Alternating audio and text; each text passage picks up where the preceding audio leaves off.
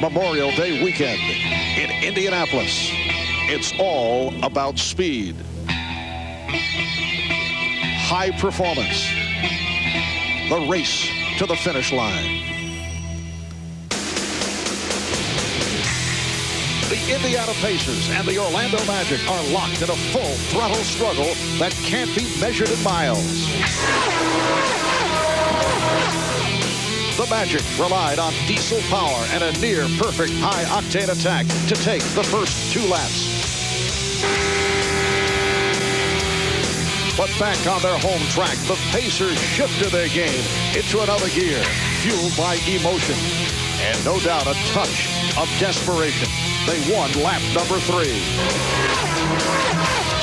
Today, it's another trip around the circuit. The Pacers can pull even, or the Magic can build what could be an insurmountable lead. Both teams know the checkered flag is just around the corner. And in this race, the victory lap takes you straight to the NBA Finals.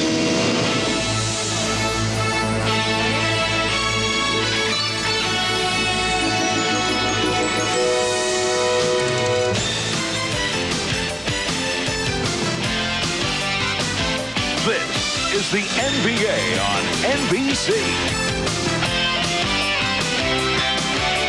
The 1995 NBA playoffs. Today, it's Game 4 of the Eastern Conference Finals between the Orlando Magic and the Indiana Pacers. On the biggest sports weekend of the year, here in Indianapolis, 16,000 strong at Market Square Arena. And this is one of the loudest buildings in the NBA. They love their Pacers, a team that has come a long way the past 2 years. Hi, everybody. Marv Albert along with Matt Lucas. A happy holiday to you, and we welcome you to Game 4 of this best of 7 series. Now, going into Game 3, it was desperation time for the Pacers, and they were able to get themselves back into this series. What did the Pacers do differently in Game 3? Well, Indiana wanted to attack the basket and get Shaq into foul trouble, and they did it with dribble penetration. Mark Jackson took advantage of Penny Hardaway standing straight up, and Reggie Miller feeds Derek McKee, drawing Shaq's 4th foul with 4.5 minutes to go in the first half, and Jackson gets inside and dishes to Reggie for an easy playoff basket. And as long as Indiana continues to get into the lane, bad things will happen to the Magic defense. And Matt, Shaquille O'Neal, who averaged 35 a game over the first 2 games, was not a factor at all in Saturday's Game 3. He was plagued by fouls and was upset about the officiating, which has been a frequent complaint from, as you might expect, the losing side during the playoffs. Now, Shaquille said after the game, every time I come here, it is 8 on 5, referring to the 3-game officials. Well, Shaq does not have too many bad days at the office, but it is big news when he only plays 30 minutes because of foul trouble. Scores just 18 points, takes only 4 free throws, and pulls down just 6 rebounds. Now, Shaq is never satisfied with that kind of performance, so I look for a major turnaround today. All right, so Shaquille hoping to return to form. Indiana looking to match its excellent defensive play in the second half on Saturday. Coming up, Game 4 of the best of 7 Eastern Conference Final. The NBA on NBC is brought to you by Ice Brewed Ice House. Ice brewed, so there's never any watered-down taste. By Mitsubishi, the new thinking in automobiles. And by All Sport Body Quencher. After this sports drink, the game will never be the same.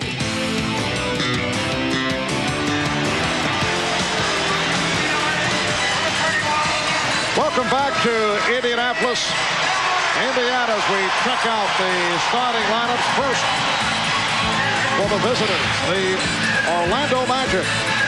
A backcourt of Anthony Hardaway and Nick Anderson. Hardaway taking up most of the slack offensively with Shaquille O'Neal in foul trouble the other day. And up front, Shaquille is certainly hoping to get more minutes in today. Dennis Scott and Horace Grant on the front line. And there's the head coach, Brian Hill, looking for his team to show more of a sense of urgency. He did not feel that was the case on Saturday for game number 3. Here are the Indiana Pacers. They open up with Mark Jackson, who had an outstanding all-around game, 13 assists on Saturday. Reggie Miller. And on the front line, it'll be Rick Smits, Derek McKee, who has been lifting his game offensively in this series, and Dale Davis. The coach of the Pacers, Larry Brown, hoping to keep the score down in the first half. Not satisfied with Saturday's first half defensive effort. And as always, we are joined on the sidelines by the Dean, Ahmad Rashad. Ahmad? All right, thanks, Marv. There was one scary moment for the Indiana Pacers. Antonio Davis, who had missed 20 games with a back injury, came down hard after this rebound, and everybody was frightened, thought he might be hurt. But what it turned out to be was 2 bruised elbows. I talked to him before the game. He said he's fine, he didn't need any treatment, and he's ready to go. One last thing on this pinwheel controversy. The pinwheels will not be allowed as a distraction, but the fans will be able to do this. Don't look at this too closely. It will distract you. Marv? And Matt, we are not responsible if the Dean is tossed from the building. I'm distracted. The officials, Steve Javie, Mike Mathis, and Jack Neese. As we get set for game number 4. I look for the Magic to really punch the ball inside to Shaquille O'Neal just about every trick down the floor. They want Shaq to establish his presence inside and get the Pacers into foul trouble. And also the Magic have to improve their rebounding. Dale Davis and Shaquille O'Neal on the opening tip, and it's controlled by the Magic. Hardaway played by Jackson. O'Neal getting possession. Banking with Smits going right to the basket. And actually, Rick Smits did a decent enough job of pushing Shaq off the block, but he would not be denied. He was going to power no matter what happened. Jackson. Smits took a pop down low from Anderson. Now Smits on the move. Won't count, but a foul call. And it's called on Shaquille O'Neal. Well, the big people for Indiana have been trying to meet Shaq earlier, push him off the block as Smits did there. Shaq with a couple of dribbles, and Indiana has the philosophy, let's just play him head up to see what happens before they start coming down to double team. Jackson for 3. Well, Mark Jackson, who had a solid all-around outing on Saturday, although he was not hitting his shot. Dennis Scott for 3.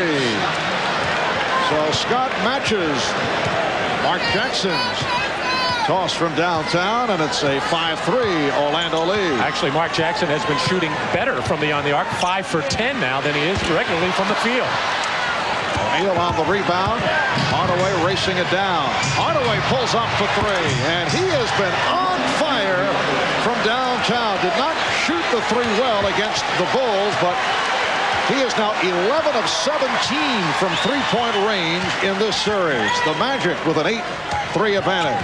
Well, both teams are shooting the ball very well from three-point land. You just have to wonder how long it can continue. Neither team has really been cold at all from beyond the line. Penny Hardaway on what amounted to be a slow, fast break had Dennis Scott over on the left side, but he appears to me the last couple of games were really offensive conscious, making sure that he's going to get himself involved early in the ball game. Illegal defense called against Orlando. Smits with a long-range hook. And a good job by Nick Anderson blocking out the 6'11" Dale Davis. O'Neal around Smits. Once he got the step, Smits did not want to pick up the foul, so it became an uncontested move for Shaquille O'Neal. You got to think Larry Brown sensing right now that the Magic are going to go into Shaq right away to let him make things happen inside. They will probably have to come down and double team immediately. Well, Orlando's opened up in the same manner they did here in Game 3. They've hit their first 4 shots. Bad pass. Hardaway has a 3-on-1. Anderson hit by McKee. Yes, and it counts. Nick Anderson finishing off the 3-on-1, and he will go to the line. Reggie Miller out of control here, lost his footing a little bit, thought he saw somebody open, but right into the body of Penny Hardaway. And not a good foul here by Derek McKey. He was clearly beaten on that lane. Probably would have been better off just letting Anderson lay it in. Orlando 13, Indiana 3, and a timeout is taken by Larry Brown with 2.5 gone by in this first quarter. A very fast start by the Magic.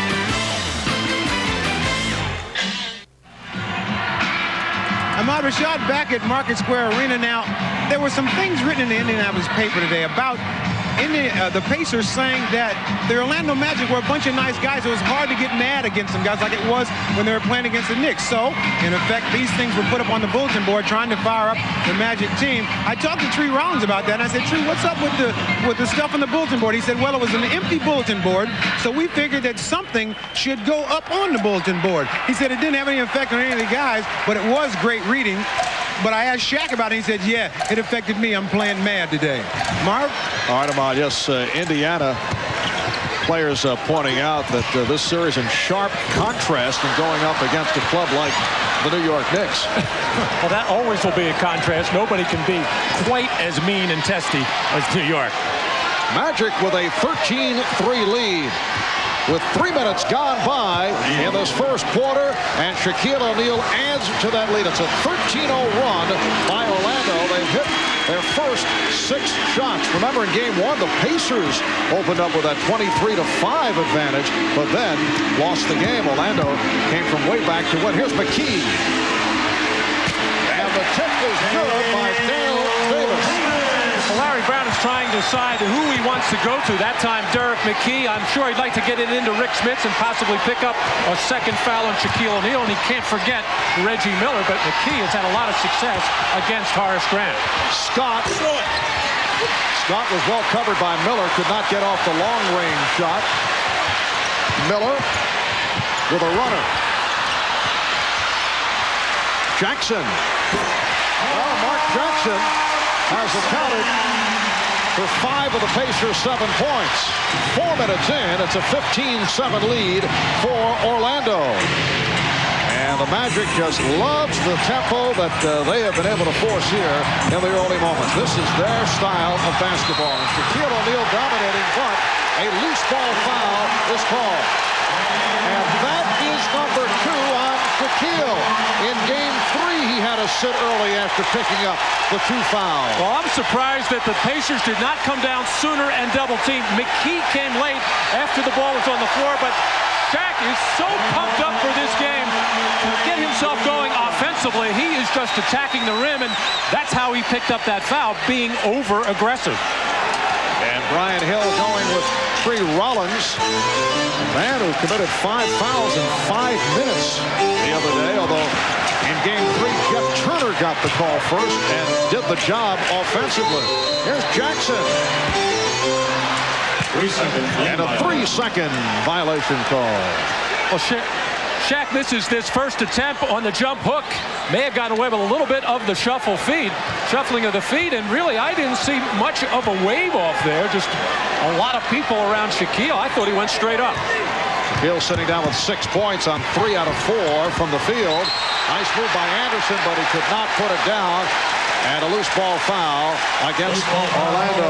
It's called on Rollins. Well, Larry Brown has said he's every bit as concerned about the other post players for Orlando. Nick Anderson, Penny Hardaway, Dennis Scott has been doing some of it as well. He has felt from looking at tape that the Magic have gotten almost more out of posting up their guards. Magic with a 15-7 lead. 5 minutes in. Another open shot for Jackson. Larry Brown telling us he wants Mark Jackson to take the shots, and Orlando certainly presenting Mark with the open shot. He will get him plenty of them, and he's right in that shooter's position from the top. That's where Penny Hardaway is going down to double team. They'll let Jackson continue to take it all afternoon. On the other hand, Larry also saying we are getting so many open shots and have to be selective about it. Scott had to force it with the shot clock running down. Off the save. It will be Orlando ball. Reggie scrambling down there, trying to get possession, was in trouble, falling out of bounds, saw the tall presence of Rick Smits and just tried to throw it high, but threw it behind the glass. Pacers feel that the wrong people on their ball club are taking many of those open shots. Also, Dale Davis is going to be left with a lot, as is Antonio Davis, because of the big men of Orlando trying to help out inside defensively. Miller for three. Reggie Miller with his first bucket. So Orlando leads by 5. And the Magic have missed their last 5 shots after opening up 6 for 6. Scott with Grant, and able to swing it out. Anderson not able to hit the 3. Here comes McKee in the open floor for Jackson. So the Pacers with a good run to close within 3 points. 9 unanswered for Indiana.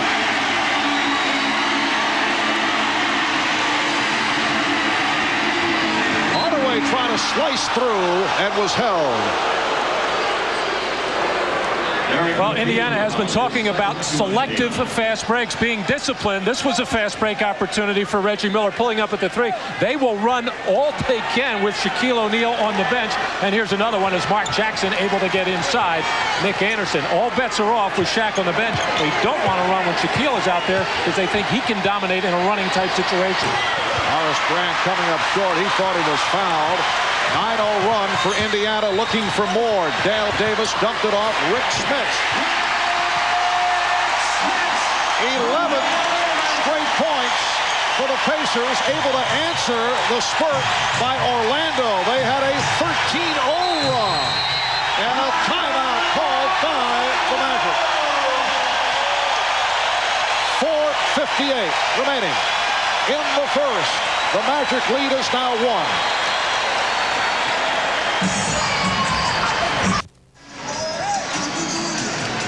Well, Larry Brown certainly not pleased about the manner in which Orlando was able to start, but happy that his Pacers were able to turn it around and get back into it, but does not want to get into the same type of game as we saw in the first half on Saturday. We talked about that with Larry Brown. I think their game is to outscore you. They want to get you in a quick tempo game, and we have a problem because everybody seems like they got an open look, and sometimes the wrong guys are shooting the ball or trying to make the play. But I would think they would continue to try to get us in a fast tempo game like they had the first half here. And our job is to be selective on who shoots the ball. I want us to run, but if the break's not there, I want us to make sure we post the ball up and put pressure on their interior defense. Well, Orlando certainly did get Indiana into that fast tempo game right at the start, and they're trying to quicken the pace again. Although Indiana is in the midst of a good run, Orlando has missed its last 8 shots after hitting their first 6. Here's Jeff Turner, who just checked in, and he has had the hot hand. 10 points on Saturday, and coming in for Shaquille O'Neal, and he hits the 3 from the corner to give the Magic an 18-14 lead. Well, Brian Hill did not like what he saw with Tree Rollins out on the floor. Tree not being an offensive threat and really getting caught in the up and down game, at least with the smaller team now going up and down the floor a little bit better, and having this perimeter threat trying to draw Rick Smits away from the basket was very effective in game 3 in that second quarter, and Jeff trying to do it again. And Turner was called for the foul. Jeff Turner said the spinning pinwheels may have helped his game. It hypnotized him into the good shooting performance. He was in the zone. Dale Davis called for steps. So he may be unhappy about the NBA's no pinwheel policy. Just a case of self-deprecation on the part of Jeff. He has a lot of confidence in his perimeter shot. It's something he works very long and hard hours on. Here's Scott off the pump. And Orlando able to settle down after that Indiana run. They now lead by 6. And Larry Brown countering, not necessarily taking this opportunity to give Rick Smits a little bit of a rest while Shaquille is out, and really doesn't like the fact that Rick Smits can't get out and cover a Jeff Turner, or a Horace Grant has gone with a small lineup. Byron Scott, who just checked in. And it's deflected out by Turner. It will be Indiana ball. Here's Sam Mitchell coming on for Indiana. They'll give Dale Davis a rest. So it is Mitchell with Antonio Davis as the two big men and three guards on the floor. Miller with Jackson and Scott, and a foul. Dennis Scott called for the foul on Byron Scott. And it's getting smaller and smaller as far as the teams out there concerned. Both coaches making sure they are matched up. Let's see if Byron Scott is behind the three-point line when he releases the shot. No, he tried to back up. They're just calling it a two-shot foul. Byron Scott would run most of the penalty for your Pacers. This has been a first quarter of spurts. 15-3 run by Orlando. 11-0 run by Indiana. Orlando has scored the last 5 points. Byron Scott only 7 of 24 from the field in the Knicks series. In this series, opened up with 18 in game 1, but has dropped off. Has not been shooting well. 18 minutes, only 1 of 4 the other day. Orlando Magic, though, with vivid memories of Byron Scott last season. He did hit that big three-pointer with a couple of seconds left. That gave Indiana a 1-point win. Byron just 2 for 11 since that 18-point first game. Really struggling with his shot. Not looking very confident at all. Good play. Scott knocking it away from Anderson. And it will be Indiana ball. Haywood Workman checks in for the first time. So Workman with Scott and Miller in the three-guard set. Just under 3 minutes to go in this opening quarter. Mitchell on the drive. Sam Mitchell brings the Pacers within 3. Well, the Pacers that time just spreading the floor as much as possible. Mitchell taking advantage of it as the Magic have had problems defending people off the dribble. That's a rare miss from downtown for Hardaway. Miller penetrating and hitting. That began with a behind-the-back dribble. Reggie Miller appeared to stumble, but was able to regroup and hit on the drive to bring the Pacers within 1. Oh, Hardaway may have gotten away with a palm. Here's Scott from deep. Dennis Scott hitting from 2-point range. 22-19, Orlando. George Irvin, the assistant coach for the Pacers, was trying to shout out instructions to his team to take a foul there. They had one to give before the clock hit the 2-minute mark, but the Pacers didn't respond. Again, Mitchell on the drive. This time he was stripped. Kept alive by the Pacers. Scott for 3.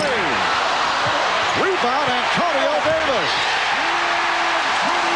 Well, Antonio Davis who took the hard fall on Saturday, as Ahmad reported earlier. Hurt his elbow, hurt his back, but is all right. With a very impressive bank move on the rebound. Looks like Jeff Neese called a technical foul on someone on the Orlando bench. Well, now it's called on Dennis Scott. A technical on Dennis Scott. The personal foul was called on Workman. Actually, this Haywood Workman was giving a foul there, an intentional one, just because they had a foul to give, and he did it very aggressively. And let's see if Dennis Scott overreacts to that hard foul and maybe tosses the ball right back at Haywood Workman. He did. And that is kind of considered as taunting or possibly starting some kind of an altercation there, as Dennis Scott threw it low, not intentionally trying to hurt Haywood Workman, but he did intentionally throw the ball at him. Yes, the NBA has made an effort to cut down on those situations because of what it could lead to, and so it is under the jurisdiction of the taunting call. Horace Grant way off. The game tied at 22. A minute 20 left in this first quarter.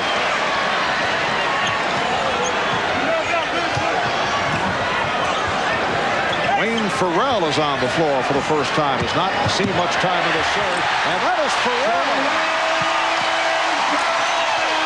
Indiana leads 24-22. Well, the offensive end for Indiana looks like the wide open spaces without the big people, Smits and O'Neal, in the game. Nice move by Hardaway to get it right back, and the game is tied at 24. Farrell had the step and lost it. Turner with a good play. Here's Hardaway, chased by Antonio Davis, and draws the foul. All kinds of driving lanes for Indiana without the big people in there. Jeff Turner just does not have the lateral movement or the foot speed to stay with a player like Dwayne Farrell. And at the other end, the Magic going to one of their best post players. Maybe their best, maybe their second best, I don't know. But Anthony Hardaway certainly gets it done in all those post-up situations. If you don't come down and double team him right away, he is going to make you pay. Dwayne Farrell has not played since game 1 of this series. A look at Anthony Hardaway. First couple of rounds, averaged 17 a game. And against Indiana, just under 23 per game, averaging 11 assists. He had 14 and then 15 assists the first 2 games of this series. The Magic up 26-24, 35 seconds remaining in this first quarter. Mitchell. Sam Mitchell off the good lead pass has tied the game at 26. Scott with no hesitation for 3. Rebound, Antonio Davis. And Indiana wants to hold for a final shot of this first quarter. The Indiana Pacers hoping to tie the series at 2 with the scene shifting back to Orlando on Wednesday. The Magic trying to go up 3 games to 1. Down to 5 seconds. Down to 3. Scott for 3. He's been off. And time runs out in this first quarter. A first quarter that again has seen Shaquille O'Neal forced to the bench early after picking up 2 fouls, and Shaquille appeared to be on a roll, so that has really hurt the Magic. Game tied at 26 after 1 here at Market Square. We'll be back with the second quarter in a moment.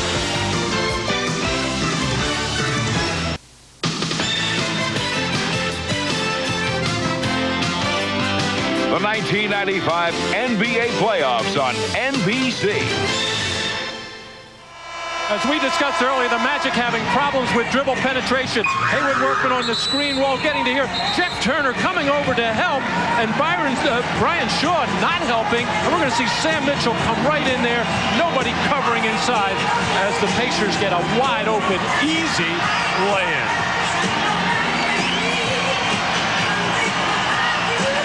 So the Pacers and Magic tied at 26.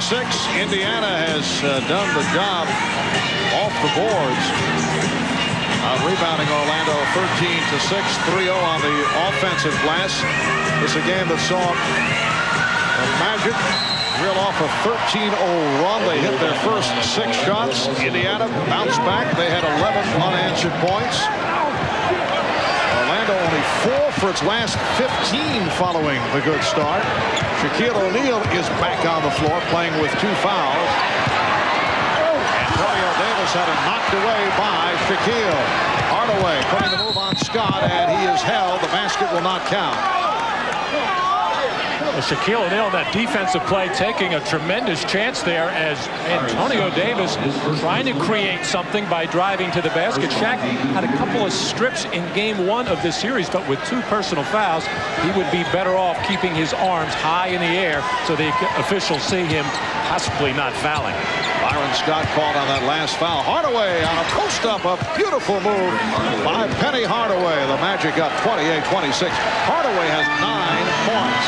Opening minutes, second quarter. Marv Albert with Matt Guokas and Ahmad Rashad from Market Square Arena in Indianapolis. Antonio Davis with a rare outside opportunity and gets it back. Dwayne Farrell given the room.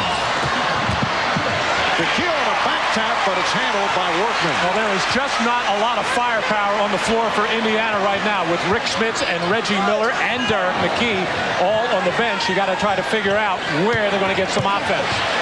Well, Antonio Davis going at Shaquille O'Neal, and it's apparent that the intent is to try and get Shaquille suckered in to pick up a foul with Davis going right at him.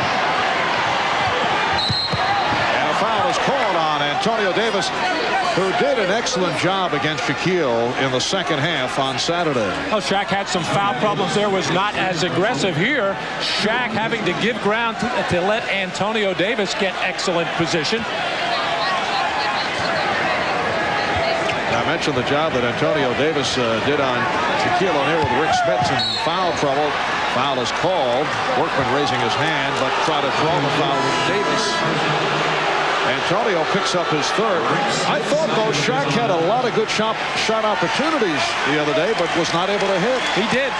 Actually, Antonio Davis made some good initial contact just to push Shaq maybe one step further out than he'd like to be, but Shaq still got in there, put up some jump hooks. They wouldn't fall, and what was worse for Orlando, they did not have any good offensive rebounding chance. Brian Shaw trying to get it to Anthony Hardaway, and Hardaway with the steal. It's a 4-on-1. Hardaway over Mitchell, serving up a faithful. Whoa! That's the kind of game that Indiana does not want to get into with Shaquille O'Neal on the floor, because he feels that the Magic just have too much firepower, and when Anthony Hardaway can make a play like that, you see the talent that he has and the rest of this Orlando team. Well, that got a reaction from the Orlando bench at the expense of Sam Mitchell, and a foul against the Magic. It's on Turner. That is his second. Byron Scott leaving his feet to make that pass. Hardaway saw it coming all the way. He's going to get the steal, give it to Shaw, right back to Hardaway as Shaq running interference down the middle of the floor, and Sam Mitchell getting one throw right down on his head. I think Sam was posterized.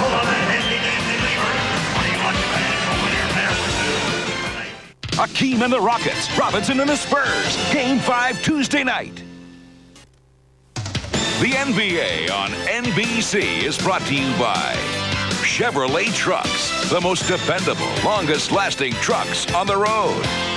By Microsoft, the leader in software. Where do you want to go today? And by Miller Lite. When you've got the great taste of an ice-cold Miller Lite, life is good. Well, the Orlando Magic have played in Market Square Arena 13 times, and coming into today with only 2 wins for their last victory here in Indianapolis. You have to go back to November of 1992 when a rookie by the name of Shaquille O'Neal led the Magic to a 130-116 victory. This back in the Matt Kukas era. Matt with a brilliant coaching job in leading the Magic. I remember it well. Yes, sure you do. And you can see how successful Indiana has been here at home during the regular season, right behind Orlando in terms of success at home. Oh, successive rejections by Orlando, but kept alive by the Pacers. Sam Mitchell has provided offense in the first half, off the bench to hit 3 out of 3. 6 points. The game is tied at 30. Brian Shaw now operating against Hayward Workman. The save by Shaquille, being pinned by Smits. Shaw facing the double team momentarily. Shot clock is down to 1. Hardaway unleashing. Just didn't get it off. And the deflection by Shaw providing the Magic with a new 24. Well, this is the kind of aggressive defense that we saw from the Pacers in the second half of Game 3, out on the perimeter, being very strong with their hands, moving their feet, and really challenging every pass and every dribble, making it difficult for the Magic to get into any kind of offense. Shaw double teamed, and then it's kicked out by Grant. There's that defense again, and lack of ball movement is enabling that defense to be very effective. What the Magic have to do is start beating that pressure off the dribble, get into the seams and make the pass, but Brian Shaw in all kinds of trouble. Grant coming over to try to help out, but just no spacing, too close together. Sam Mitchell hears it from the crowd, sitting down, replaced by Dale Davis. Pacers and Magic tied at 30. Early in the second. Smits. And back comes Hardaway. Crowd looking for a foul, and now the foul is called at midcourt. Workman actually breaking up the fast break attempt. Well, Rick Smits had his little hook shot across the lane blocked the last time by Shaq. Tried to fake him, but Shaq is being very aggressive with those 2 fouls. It looks like he's not going to worry about that. He is going to have to be pretty selective, though, because he got away with a strip. He's got a block shot. But Schecht is out there playing hard, not worrying about the consequences right now of his foul situation. And Smith's only 1 of 6 from the field. Reggie Miller and Mark Jackson have returned. Here is Shaquille O'Neal. Well, Shaquille got off very fast. As you mentioned, Matt, looked to be pumped up right at the start and then was sent to the bench with the 2 fouls. But he's hit 4 out of 5 for 8 points. Here's Miller. And the rebound lost by Grant. Well, this is a terrific move by Shaquille O'Neal on the spin. It's going to end up being about a 12-foot jump hook. And even if he makes a lot of those, I don't think the Pacers will mind that much. They don't want to have him get baskets in transition, get baskets off offensive rebound, and get a lot of dunks. They'll live with the turnaround jump shot and the jump hook. And there is the turnaround jump shot by Rick Smits. Only a second field goal. He has 4. And the game is tied at 32. Last touch by Hardaway. Kicked it out. Decent enough pressure by Reggie Miller, but even better pressure by Mark Jackson, forcing that turnover. Jackson for Davis. Indiana trying to take advantage. Orlando very slow on the transition after that turnover. That's been a problem for them all season long. Nothing going inside for Rick Smits. Shaquille O'Neal has just been stopping him, but Rick Smits has that ability to step out on the perimeter and make that face-up jumper as Dale Davis inside. Nick Anderson getting the ball. 7:36 remaining. First half.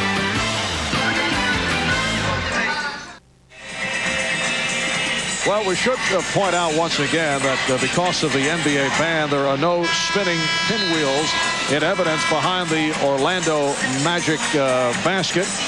The pinwheels have been banned. We did talk about it, though, with a number of Orlando players, and we asked Dennis Scott, has he ever been distracted more so than what we saw here the other day? I think a lot of guys do see, what's behind the basket, but back in college playing in Cameron Indoor Stadium, they would hold up panties, bras. They would put up anything to try to get you to miss the shot. I hope I can say that on NBC, can I? Matt, Dennis really has to get a grip on himself. Reggie Miller hitting the 3. And the Pacers now lead 35-32. 5 minutes gone by in the second quarter. Shaquille O'Neal right back. And the Pacers lead by 1 point. Dennis Scott referring to his days as a member of the Georgia Tech team that would go into Duke and face a few distractions. Well, they say that is one of the great arenas in college basketball. A very clever student body that comes up with all kinds of things to distract opponents. McKee off the fake is fouled. Shaquille O'Neal coming out for the block. Brian Shaw also involved, and Mike Mathis calls it on Shaw. I think that Brian Shaw thought that they were going to call that on Shaquille O'Neal. But I think he also got hit in the nose on that drive by McKee. And the big concern, as far as the Magic were concerned, is whether or not Shaquille O'Neal picked up his 3rd personal foul, but it goes against Shaw. So Derek McKee, who has been a man who has provided a lift offensively in this series for the Indiana Pacers, with his first point of the day. McKee 8 of 12 from the field, 22 points in Game 3 on Saturday, as opposed to what took place in the series against the Knicks when he was in constant foul difficulty. And the foul on Jackson. That is his first. Trying to apply that pressure. That puts the Pacers over the limit in the penalty, so they'll be shooting free throws. The Magic have had them in that situation ever since the 8-minute mark, so it would be wise for them to take the ball to the basket, go inside, try to get as many free throw situations as possible. Well, Steve Javie, in a discussion with Orlando coach Brian Hill, looked to be all under control. I don't think there was any argument involved. such an overwhelming edge for the Pacers on the free throw line in Game 3. They made 18 more foul shots and attempted 21 more than Orlando, a big factor in that Game 3 win by the Pacers. Brian Shaw has picked up 3 assists here in the first half, hitting 1 of 2 at the line. And a substitution. Apparently that was the discussion. Brian Hill alerting Steve Javie that after the free throws he would substitute Hardaway for Shaw. On that drive by Derek McKee, I think Brian Shaw was hit in the nose and eye area and has some blood showing, so he had to come out of the ball game. Smith's getting in deep and rejected. That's the 3rd block for Shaquille. Anthony Bowie just came on. Rebound O'Neal. And the game is tied at 37. And that's why Larry Brown does not want to get in an up-and-down game with Shaquille O'Neal on the floor. Shaq can do more damage in that kind of situation and on the offensive boards rather than trying to work in the post all the time. Ran over to help, knocked it away. Miller for 3. Yes. Well, Reggie Miller, 3 of 3 from downtown. He has 12 points. The Pacers lead by 3. O'Neal. And Jackson starts back. Jackson pushing it down. Jackson delivers to McKee. Beautiful play by Hardaway. Able to steal it, and here he comes. Hardaway for Anderson. And Hardaway trying to finish it off. An air ball. Loose ball foul is called as Spence and O'Neal hit the floor.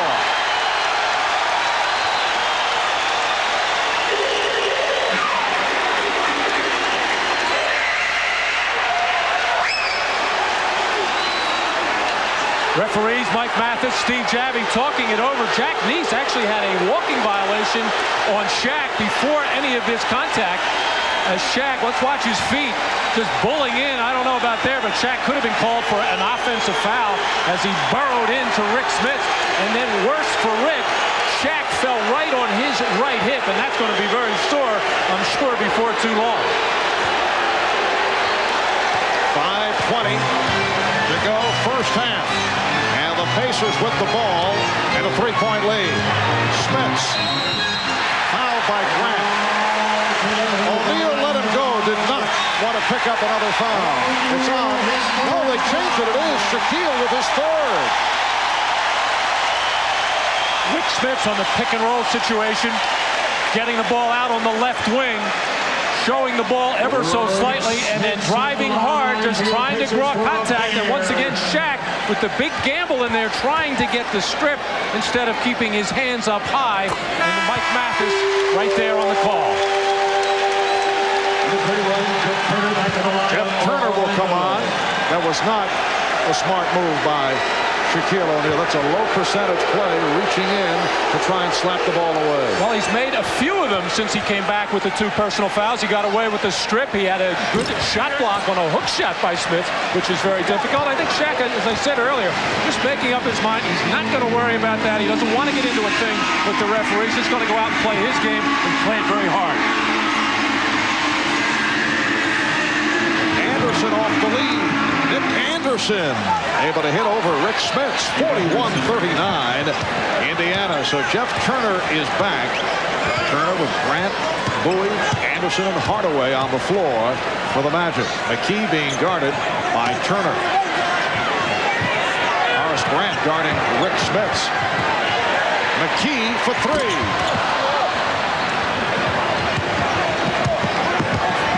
Derek not really comfortable with the 3-point shots, despite the fact he is 7 for 10 in this series. Oh my goodness. Penny Hardaway just posting up Reggie Miller as Nick Anderson did before and abusing him. Game is tied at 41. They double up on Smiths. 7 remaining on the 24. On the previous play, Reggie Miller got caught in front of Nick Anderson. Here he got caught right in between, trying to get around, and Penny Hardaway on the quick catch and move before any help could come. Indiana maintaining possession. Jackson for three. Well, Mark Jackson has had the touch. He is 4 of 5 from the field. He has 10 points. He's hit 2 from downtown. Indiana by 3. On the turnover, Jackson trying to feed ahead, but a foul is called. And Jack Neese, Steve Javie over at the Orlando bench, pointing at Tree Rollins. He did not like what Tree said. That was a warning, apparently. Steve can be quick on the trigger. You do not want to mess with him. He was right in the face of Tree Rollins. And you wonder how they can hear in this building. Oh, they pick it up, as you well know. They almost have a sensor about them. Steve keeping things under control. 3.5 remaining in this first half. Mitchell stripped. It will be Indiana ball with 6 on the shot clock. And a 20-second timeout called by the Pacers. Well, Ahmad Rashad over near the Magic bench letting us know that Steve Javie just turned to center assistant coach Tree Rollins and just asked him to mind his own business and keep quiet. But I think what Tree was upset about on that move by Penny Hardaway into the lane where he got stripped, he felt that there possibly was some contact and wanted to let the fellas know about it out on the floor as far as the guys with the whistles. Let the fellas know about it. Keep them well informed. They need help sometimes. Yes. Steve Javie working his 12th playoff game. That is most among NBA officials. He has emerged the last couple of years. Indiana 44 and Orlando 41. Marv Albert with Matt Guokas and Ahmad Rashad. This is game 4 of the Eastern Conference Final Series. Orlando leading 2-1. Indiana trying to tie it, looking to game 5 in Orlando. On Wednesday night, foul is called on Turner, and that is his third. Reminder, tomorrow in prime time at 9 p.m. Eastern, 6 Pacific, we'll have game 5 of the Western Conference Final. Houston and San Antonio. San Antonio now, I'd have to say, Matt, has the home court disadvantage. They've lost 3 straight at home at the Alamo Dome. And Houston, in contrast, has won 4 straight on the road. But the Rockets will try to turn it from the blowout that they suffered at home yesterday. Oh, Houston going ice cold from beyond the three-point line, which has been such a big part of their success. It's amazing now we're in the middle of game 4 here, and both of these teams continue to shoot high percentages from the three-point line. And a foul is called on Dale Davis, his first. Bob Costas and the guys coming up at halftime, and you know, we hate to pull them away from the barbecue. I know they're very busy, having a nice time back at the studio, but they'll have the Prudential halftime report. 3:11 remaining in this first half. Pacers leading 46-41. Horace Grant has been very quiet offensively in this series. And looking for his first point in this game, and you see the difference there in the scoring. And the big difference is the Magic have put Horace Grant on the baseline when Shaquille is in the game because they don't. Dale Davis is the guy that the Pacers want to commit down and double team. But with Horace Grant on the baseline, Dale Davis can't leave him there, so they're making somebody else double team. But in effect, it has taken Horace out of the offensive flow. Reggie Miller claiming it was deflected, but that was the right call. It was not, and it is a backcourt violation. Here's another look at it. He lost it. Good step out by Dennis Scott to force it, but Reggie with a little bit of the acting job, trying to sell it, not real hard, knew he was in the wrong. Donald Royal has checked in for the first time. Donald Royal not getting the playing time with the emergence of Dennis Scott. Ever since the ankle injury, it has not been the same for Royal. Here's Scott for 3. Yes. Dennis Scott with 10 points, and it's a 1-point Indiana lead. Well, Dennis was just 4 for 11 from Freeland in the last game. That's not good enough for him. He was out before the game. He must have shot 200 shots. Out of 2:25 remaining, first half. Jackson. And Miller with the good hustle. Mitchell. Rebounded by Royal.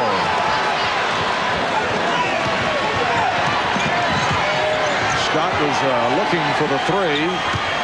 Played tightly by Mitchell. Anderson back for Scott. Mitchell all over Scott, not allowing the good look. And a foul is called. Foul on Mitchell.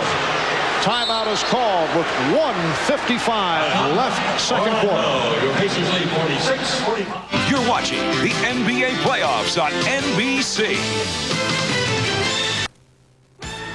It is my solemn duty here to do what you have come to expect of me, tell you what's coming up on the Prudential Halftime Report.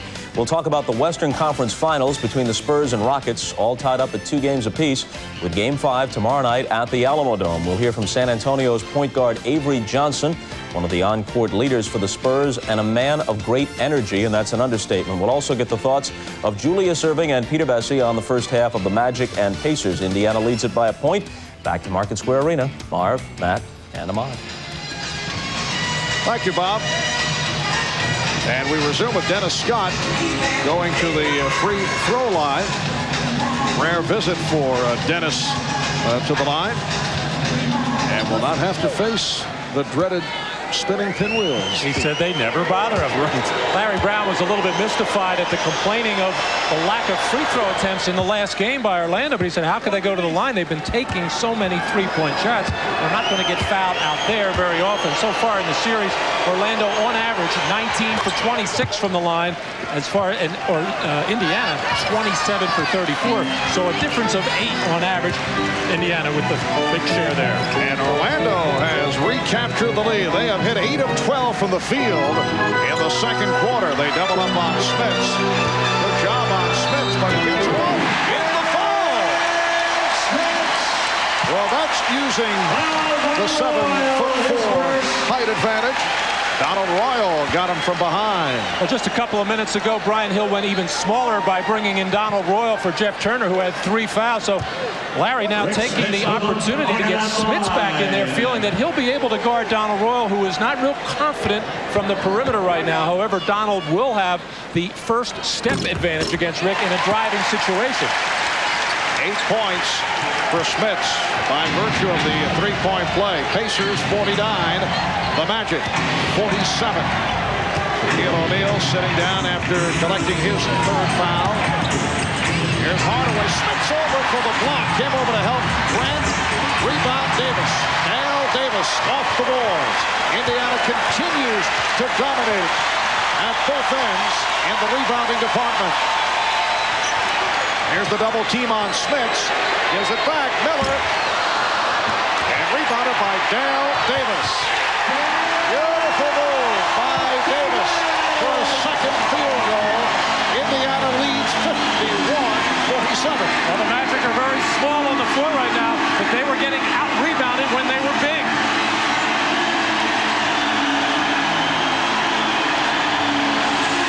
Shot clock at 6. Scott. Saved by Royal. And it's a 24-second violation. Dennis Scott looking around saying, where's the foul? He realizes the Pacers are in the penalty. He's just trying to drop that shoulder, put his head down, attack the basket, and see if he can't get back to the free throw line. He just tripped there, either over his own feet or off of Pacers' big foot. 36 seconds remaining in the half. Byron Scott is back, so Scott, Jackson, and Miller. Again, they go 3 guards. Mike Mathis over at the official scorers table. Perhaps they will adjust the time remaining in the half. It is a 2-for-1 situation for Indiana here. Trying to get a shot up maybe before the 28-30-second mark, right in that area. Put up a shot, maybe get an offensive rebound, but if they miss or score, that would give the Magic a chance for a possession and maybe one more final possession for Orlando. 38 seconds now. Yes, so they have a slight adjustment. Byron Scott reaches in. And back comes Orlando. Down to 20 seconds remaining in the half, and there is a 5-second differential between the 24 and the game clock. Hardaway working the clock down. Shot clock at 5. Horace Grant continues to have his problems offensively. Here's Scott with his foul. Foul on Grant, sending Scott to the floor with 4/10 of a second remaining in the half. Well, the Magic got a good look. Horace Grant got a good look at a jump shot, but a terrific job by Mark Jackson. He had his head up all the way, not only seeing Byron Scott, but seeing the shot clock as well, as Horace Grant able to just prevent Byron Scott from making that layup and send him to the free throw line. But terrific job by Mark Jackson, seeing both clock and man and making the play. So Byron Scott with 2 shots with 4/10 of a second remaining in the half. Sam Mitchell back. Rick Smits departing. Rick Smits without a foul in this first half. The High Point men in the half. Penny Hardaway 13. Reggie Miller with 12. And Indiana leads by 5 points. Theoretically, you can get a shot up with 4/10 of a second. When it's 3/10, it would have to be a tip. But Larry Brown, I'm sure, cautioning his team is no foul. Put pressure on the inbounds passer. Indiana with the last 7 points of the half. Well, the crowd here at Market Square Arena loves it. Shaquille O'Neal, 6 of 8 shooting 12 points, but not able to get as much time as he would have liked with the 3 fouls. Rick Smits, 3 of 9 for the field, 8 points and 4 assists. Bob of the Prudential halftime report coming up. This is the Prudential Halftime Report, brought to you by the Prudential. Peace of mind. It comes with every piece of the rock. At the half, the Pacers hold their biggest lead over the Magic, 53-47. This one started out as if Orlando might steamroll Indiana. They led 15-3. Then it was 15-7 when Shaq went to the bench with 2 fouls. He winds up with 3 fouls at the half, played less than a quarter in terms of total minutes, and that is a big reason why the Pacers were able to get back into the game and take the lead by a half dozen. Shaq shot 6 for 8 and scored 12 points. Hardaway had 13. Miller a dozen in the first half on 3 of 4 3-pointers. Doc, your thoughts on the keys here? Well, what started out as a track meet really turned into a defensive gym. Indiana got a lot of long offensive rebounds when they were down 15-3. They took it in transition, and they elected to shoot the ball. They want to control the tempo, but they don't want to walk up every time and play against Orlando's set defense. They will elect to run when they have the opportunity, and they did that in the first half, and they're playing better defense than Orlando. I hate to kick a guy when he's up 6 points, but I'll do it anyway and second-guess Larry Brown. I don't understand why he took Rick Smits out of the game after Shaquille O'Neal got in foul trouble. Why react to Orlando? You want Smits in the game, but he took him out when Jeff Turner took Smits to the outside and hit a 3-pointer, and then he put him on the bench. He also had Miller and McKee on the bench for a long stretch. They had no offense. I thought they could have broken the game open in the first quarter. Smits 8 points, 2 rebounds at the half. Turning now to tennis. The French Open began today in Paris, and among the winners on the men's side were top-seeded Andre Agassi and the Austrian Thomas Muster, whom many consider a favorite on clay, although John McEnroe thinks Muster has peaked too soon and will not win the French. Second seed Pete Sampras starts play tomorrow. On the women's side, top seed Arantxa Sanchez Vicario, Steffi Graf, who's 19-0 this year, and Gabriela Sabatini were among today's winners. Our coverage from Paris begins this coming weekend with 3 hours on both Saturday and Sunday. Up next here, we'll turn our attentions to the Western Conference Finals as we hear from San Antonio's Avery Johnson. That's after this message from Prudential and a word from the NBA.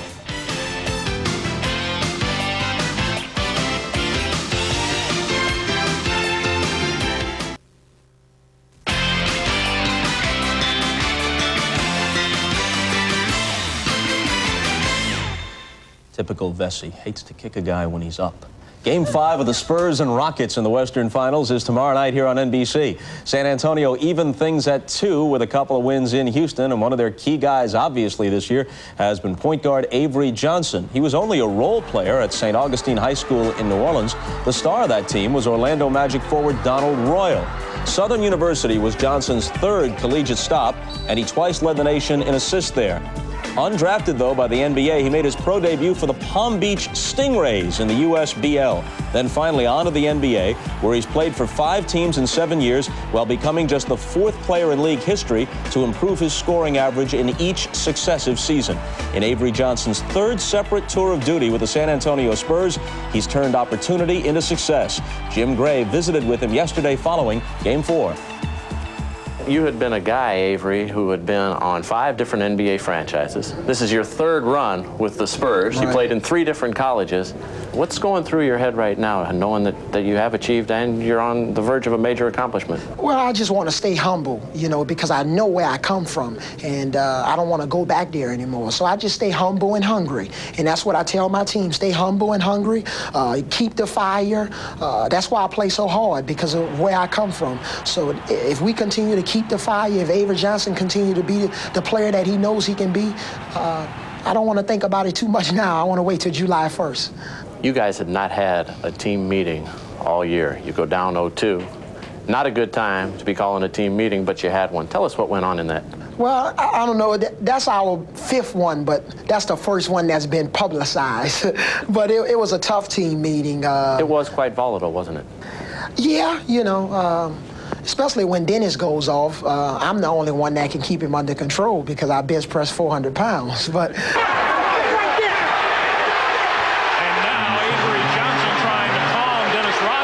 it's amazing because when we lose, the focus is on him taking off his shoes and not getting in huddles. But Dennis is not the reason when we lose, and he's not the reason when we win.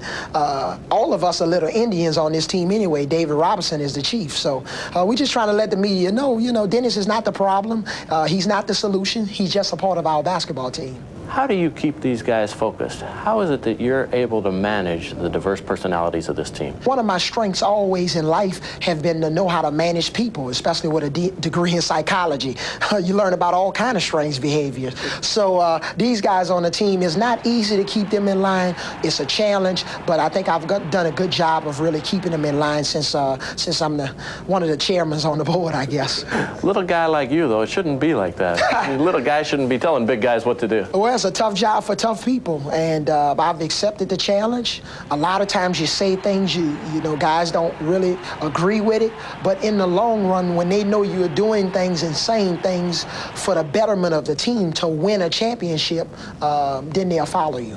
Did you feel as though maybe your NBA career was really never going to blossom, having been through all those teams and been to all those places? I think my life story in this NBA just applies to people to tell them just don't give up. You have a dream, and when you have the skills to go along with the dream, it's not like I couldn't play and I kept dreaming this. I knew I could play, and I just didn't give up. Perseverance is a key, no matter what type of work you in, and I think my story I need to inspire other people outside of basketball, and I think I'm doing that. Is anybody going to be able to win a game at home? Well, hopefully on Tuesday we can do something really special for our fans. We've been letting them down. So we've worked hard to win 62 games, and our saying was to get home court advantage throughout the playoffs. We haven't taken advantage of it, but they're such a great road team in the playoffs. So I think if we come out with the edge, respect them, and don't come at a comfort level like we did in the first 2 games, we'll be okay. Coach speaks before each game, and you give a game thought. Will be your thought before the game on Tuesday? Well, I don't speak all of the time. It's Terry's turn on Tuesday. They always let me speak to the team when we need a win, like when we're down 0-2. You don't need to win on Tuesday? Game 6. No, let me rephrase that. We need to win on Tuesday, but Terry's going to handle it. And if we can be successful on Tuesday, when we come back here to Houston, then it'll be my turn. Terry, of course, a reference to his teammate, the veteran Terry Cummings, who is an ordained minister. How about this little guy? Oh, I'll tell you. How about me calling anybody a little guy? But how about him anyway? I don't know what came over me. I'm sorry. If teams are blessed with one spiritual leader, it's a real bonus. And this team has 2 in Avery Johnson and in Terry Cummings. And we had a guy named Bobby Jones who was ours with the 76ers. But he most reminds me of Steve Mix, a guy who was cut 7 times before he finally latched on to one of the NBA squads and became an all-star. And And I'll tell you, if Avery keeps going at the pace that he's going, he might be an all-star in this league one day. I mean, this guy is the key to every series because everybody's playing him to shoot. Just make him shoot. And if he continues, along with Vinny Del Negro, to outplay the Rockets' backcourt, or at least neutralize them, the Rockets do not have a chance. Whoa, another bold statement. Well, if the backcourt is able to do it, sure, because the centers neutralize each other. All right, they are telling me that we have to go, so we can't continue this conversation, but I must read this. Starting tomorrow, the conference finals go to primetime here on NBC. Game 5 in the West, back in San Antonio with the Spurs and Rockets tied at 2 apiece. On Wednesday night, Game 5 in the East in Orlando, and on Thursday from the Summit in Houston, Game 6 of the Western Finals, all at 9 Eastern Time. Halftime now in Indiana, the Pacers leading the Magic by 6. And back we go to Marv, Matt, and Ahmad for the second half after these messages from your local station. This has been the Prudential Halftime Report, brought to you by the Prudential. Peace of mind. It comes with every piece of the rock. You're watching the 1995 NBA playoffs on NBC. Welcome back to Market Square Arena in Indianapolis. The Pacers with a 6-point lead on the Magic. Marv Albert with Matt Guokas along with Ahmad Rashad. And for Indiana, very solid first half. From Orlando's point of view, Matt, I would think Brian Hill concerned about the foul trouble of Shaquille O'Neal and the fact that Indiana once again has had its way off the boards. Well, Shaq has to find a way to stay out on the floor. He was very aggressive offensively when he caught the ball, and he has to do some of that to possibly get some fouls on Rick Smits. But where he can really do a lot of damage is on the offensive board. He has other players out there that can score in Hardaway, Anderson, and Scott. And the rebounding is a big problem. When you look at the last game, Jeff Turner led the team with 7 rebounds. That's just not going to cut it. All right, for the Indiana point of view, let's check in with Ahmad Rashad, who was with Pacer coach Larry Brown. All right, thanks, Marv. Larry, up by 6. What do you tell your team at halftime? Well, I think the big thing is we got to keep playing the same way. We did a great job on the board. They still continue to shoot the ball well, and we got to try to go at Shaq. You know, he's been so aggressive and he's playing so well that our only hope is to make him guard somebody and put some pressure on him. But you know, if we rebound the ball effectively and don't get caught up in a transition game, you know, we got a good chance. All right, thanks, Larry. Good luck in the second half. All right, back to you, Marv. All right, Ahmad, a look at the middle light halftime statistics. The Magic 18 of 36, 50% shooting in the first half. Pacers with more opportunities because of the edge off the boards, 19 out of 44. Shaquille O'Neal only 11 minutes because of the 3 fouls. It's 6 of 8 for 12 points. Pacers taking advantage in second chance opportunities. Reggie Miller, 4 of 8 from the field. He's at 3 of 4 from downtown and leads the Pacers with 12 points. Both clubs back on the floor getting ready for the second half. We'll be back in a moment.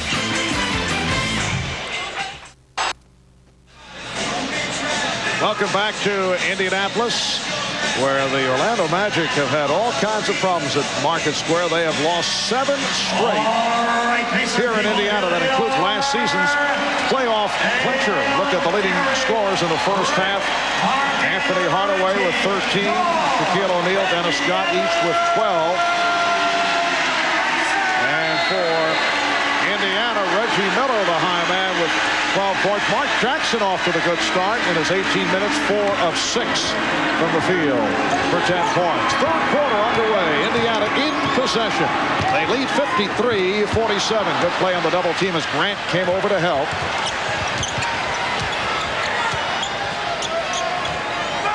Anderson. Grant changed his mind, and it's picked off by McKee, who was fouled from behind by Anderson. Well, Horace Grant, I think, thinking about things too much. That's where he was getting so many open shots against the Chicago Bulls. At the top of the key, he had one. He left his feet and then decided at the last moment to try to pass it as he saw Shaq momentarily open, and then the ball deflected for the turnover. No surprise that the Pacers would go into Rick Smits early. They would love to get number 4 on Shaquille O'Neal. And they go to Smits, draws the double. Smits with the open jump. Oh, he loves that right baseline. Well, he just has that feel. Anytime there's penetration, anytime there's a breakdown play, he is the out man. Just stepping out to that 17-foot area. There's no way that Shaq can get out there if he's protecting the basket. Jump ball call. Nice play on the tie-up. Going back to the second quarter, Indiana with the last 9 points. The Magic going into Nick Anderson on the first couple of possessions, this time picked up by Mark Jackson, who tying up Nick. Last time he was fronted by Reggie Miller. The Magic, I think, have maybe fallen into a little bit of a false sense of security. The fact that they have made so many three-point shots that they cannot rely on that. They have to get back into this game with defense. And Dennis Scott able to go glass. He now has 14. Pacers lead by 6. Orlando got off to the good start. They hit their first 6 shots. They were up 15-3. Indiana came roaring back with a good run. Dale Davis wide open, and Rick Smits with assist number 5. Well, that time a defensive mistake by the Magic with both Dennis Scott and Horace Grant coming to double team. No way should Dennis Scott leave that basket area, because that's where Dale Davis is going to be left wide open. Jackson very physical with Hardaway. Hardaway got the step. Grant on the steal. Horace Grant took it away from Dale Davis. Shaquille O'Neal with 14. Pacers lead by 6. Smits, Davis, and McKee up front. Jackson and Miller in the backcourt. McKee with the room. And last touch by Indiana. Crowd felt it was deflected out by Scott of Orlando. Hardaway and Anderson at the guards. O'Neal, Grant, Scott up front. There's the double team on Shaquille, opening it up for Hardaway. Smits with the rebound. Jackson accelerates. Miller for 3. Yes. Mark Jackson made that play, pushing it down court, finding the open Reggie Miller. And Orlando calls for time. It is a 20-second timeout. This is the biggest lead of the game for the Pacers.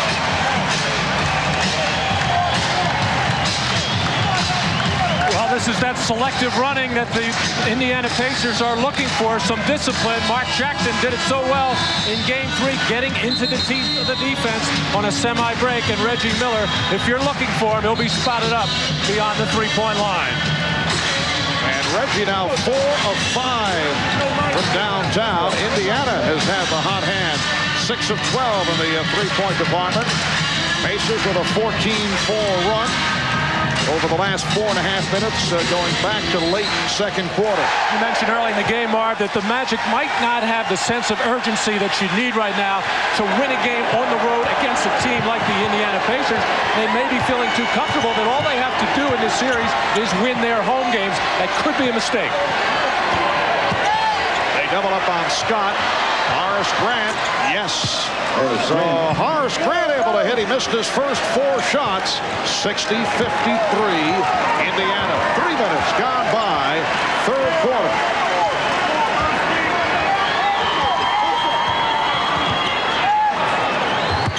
Davis off the head fake. And he lost it. Well, Horace Grant has been struggling to find some kind of offense here, just coming up to set a quick bump to try and free up Dennis Scott, and in so doing, his man left him wide open for the jump shots, but they've been few and far between for Horace Grant. Back on the floor, replacing Anderson passed the 3. O'Neal got the step. The Magic looking for a goaltend. Foul is called. They will not get the basket, and that is the first charge to Smits. A little bit of a different offensive look for the Magic with a triangle formed on the strong side, the same side as the ball is there, but Shaq just working in on Smits, and Sam Mitchell did reach up through the rim and knock that ball out. That should have been a good field goal for Orlando. Some of the players on the floor did complain, but not enough to have the officials get together and talk about it. Let's let's take a look. Watch the basket here and watch Sam Mitchell's right arm going right up through the rim. Yeah, he knocked it out from underneath. Should have been 2 points for Shaquille O'Neal, who misses on both free throws. Indiana leads by 7, 8.5 remaining in the third quarter. And McKee called for steps. Traveling violation. We saw a host of travel calls on Saturday, not the case thus far today. Rick Smits a moment ago picked up his first foul. Remember, he picks up fouls in clusters. I would think that is a concern of Larry Brown. O'Neal on the rebound, and a loose ball foul is called. That's on Shaquille O'Neal, and it is number 4. Well, I'm sure the Magic upset with Shaq getting his fourth, but really this is the way he has to play from the beginning of the game. Get on the offensive glass. Just a little bit of a shove there, actually more than a little bit. He extended that left arm to push Rick Smits out of there, but Shaq can do more good for the Pacers, for the Orlando Magic, by getting to the offensive glass. Horace Grant with the block, his second of the game. Scott met by McKee, who took it away. And Hardaway recaptures. Out of foot race there, Mark Jackson and Penny Hardaway. Penny just too quick. Indiana with their 12th turnover. Orlando has 9. O'Neal getting down deep and hammered by Mitchell. Sam Mitchell called for the second. And Shaquille just took a long walk. He missed his previous 2 free throws a moment ago, trying to settle himself down. He had turned it around at the foul line in this series.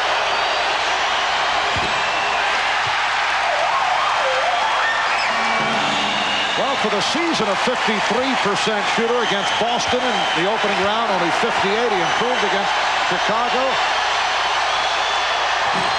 And now 0 for 4 from the line.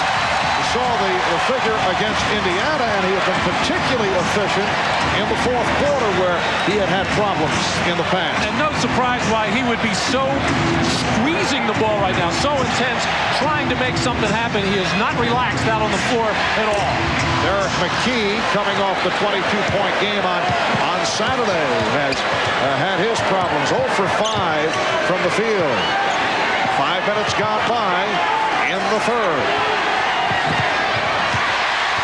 Another Orlando turnover. Smits fouled by Anderson. Timeout being called with 6:52 left. Third quarter, it's the Pacers by 7. The NBA on NBC is brought to you by Reebok. Come see how the game is played on Planet Reebok. By IBM. Solutions for a small planet. And Ford, your Ford dealer. Has driven Ford lately.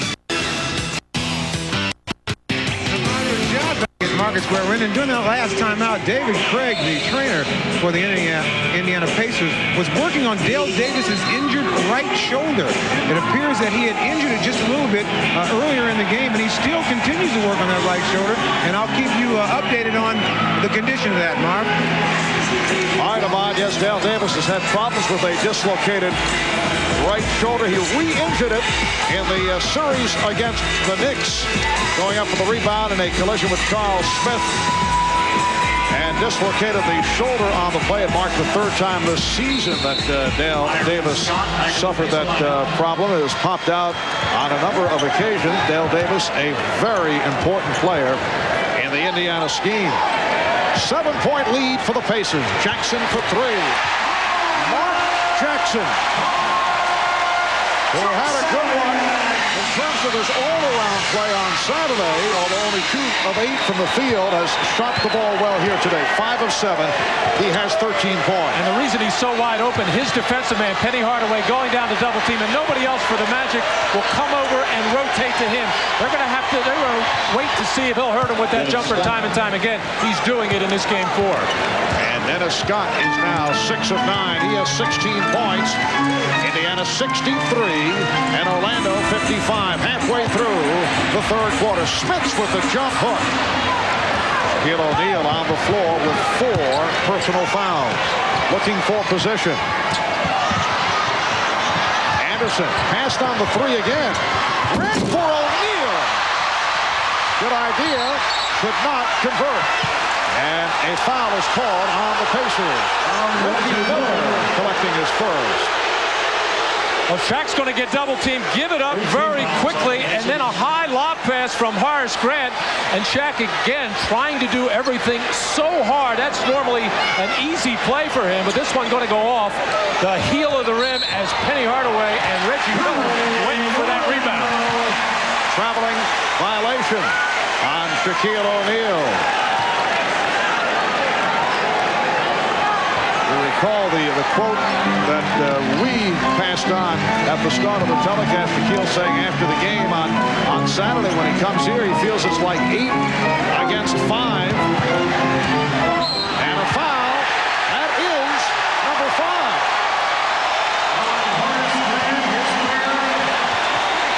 No, it is Horace Grant. It appeared that it was called on Shaquille, but Horace Grant called for the foul. And it was on Horace Grant, who reached in and hacked across the arm of Rick Smith. Shaq is playing with 4. One more look at it. Shaq hit him way after Horace Grant committed the initial foul. Probably wouldn't be a bad idea to maybe give Shaq a little bit of a breather right now to let him collect his thoughts.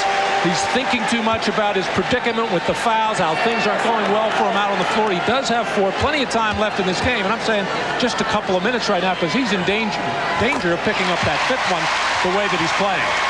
Indiana by 10. So that matches their biggest lead of the ball game. 5:20 remaining.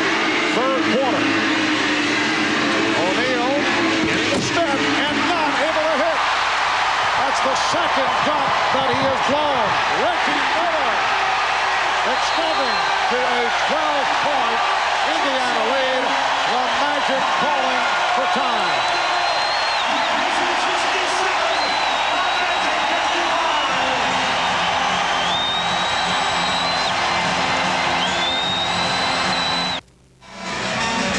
Well, I mentioned earlier, Shaq does not have too many bad days at the office, especially in a row. Here's one missed dunk opportunity. And then one more time as he had excellent position on Rick Smith. A perfect pass. And normally Shaq will get a 3-point play opportunity. That one released it just a little bit too soon. And then really feeling the frustration here, as I'm sure Brian Hill trying to get Shaq's mind in the game and get him refocused on some of the things he has to do. And a number of Shaq's teammates trying to settle him down. And Shaquille remaining on the floor. He's playing with 4 fouls. Whistle before the shot opportunity. It's on Smits. Got him from behind.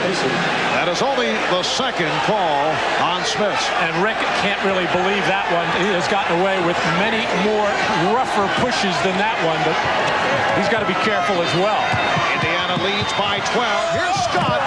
And Scott taking it right to the hoop. It's been a strong game for Scott. Has not been doing it from 3-point land. He's hit 2 from downtown. 18 points in all. Indiana 67, Orlando 57. 4.5 remaining. Third quarter. Smith's facing the double team. Here's Byron Scott. Foot on the line. That's a 2-pointer.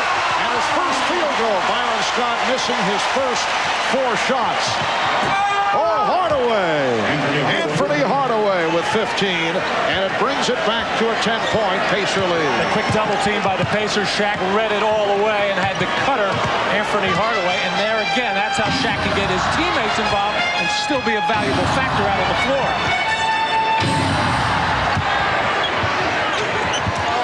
Smits got bottled up. Good play by Grant coming over on the double team, leading to this, a fast break. Scott from Anderson.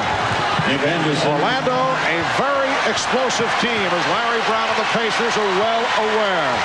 The big lead is not safe. They opened up with a 15-3 run. Indiana came right back at them, but this a club that loves to do it with spurts. The Pacers lead by 8 again. Jackson wide open. This time could not put it down. Here comes Hardaway. Hardaway on the penetration, going all the way. Anthony Hardaway bringing the Magic within 6. I'm a little surprised Larry Brown not taking a timeout situation here, because the Magic on a roll right now, and whatever was said and whatever happened in that last timeout made a difference for the Magic. 3 minutes to go in the third. McKee, who has been quiet.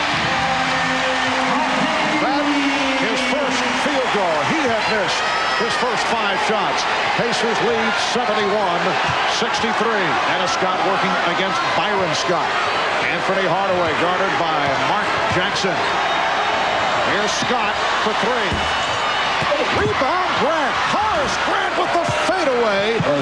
After gathering in the offensive rebound. Well, that urgency we said was missing has just come back in the last couple of minutes of play. Pacers by 6. 2:20 left in the third. They double up on McKee. Jackson for Smith. Crowd looking for a foul call. Jack Neese makes the call from the outside. It's on Dennis Scott. Well, Penny Hardaway on the cut off the double team as Reggie Miller fails to make the defensive rotation and cover the hoop. And now Penny Hardaway using Shaquille again, who ran the middle of the floor right to the front of the rim and occupied Rick Smits defensively, and that cleared that lane for Penny Hardaway and the lay-in on the fast break. Smits is 4 of 5 at the line.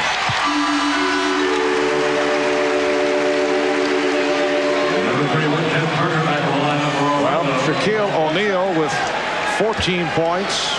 Rick Smits now with 13. Rick Smits with 6 assists, which ties his career playoff high. Well, Rick is getting double teamed so quickly as the Magic are trying to protect Shaq with those fouls, making sure that they get the ball out of Rick Smits' hands before he does some damage to Shaquille O'Neal. Tim Turner back on the floor replacing Shaquille O'Neal. Hayward Workman is back for Indiana. Fouls called on Byron Scott. Substitutions continue. Sam Mitchell and Dale Davis return. So apparently Dale Davis is all right. They were working on his shoulder earlier this third quarter. And Derek McKee departs. Only 1 of 6 from the field. 6 points for McKee. And Nick Anderson gets the treatment from the crowd. Anderson is now 2 of 2 at the free throw line. Nick Anderson, the first player drafted by the Magic back in 1989.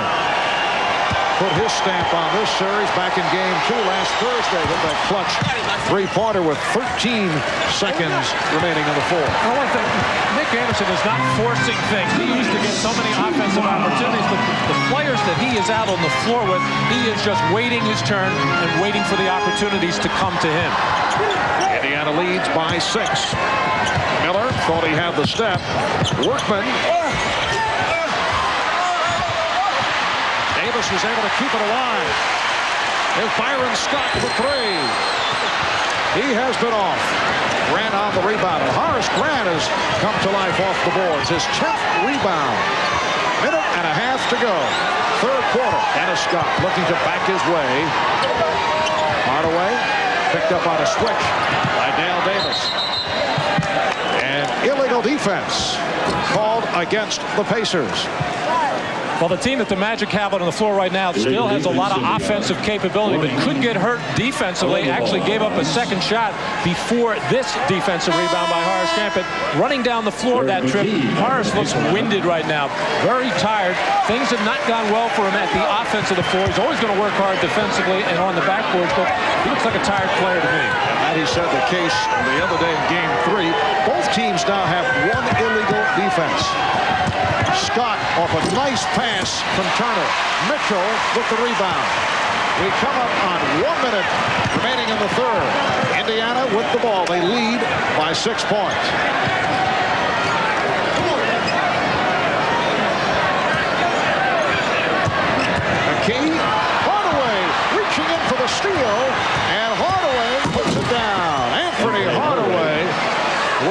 sensational all-around performance here this afternoon. Well, he is always ready to step it up no matter what the circumstances, but in particular when Shaquille O'Neal struggles, Anthony Hardaway is always ready to go.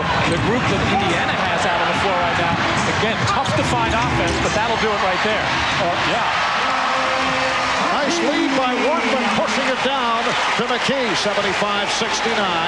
Indiana, half-minute left. Third quarter, Scott got the step. Scott is fouled by Mitchell.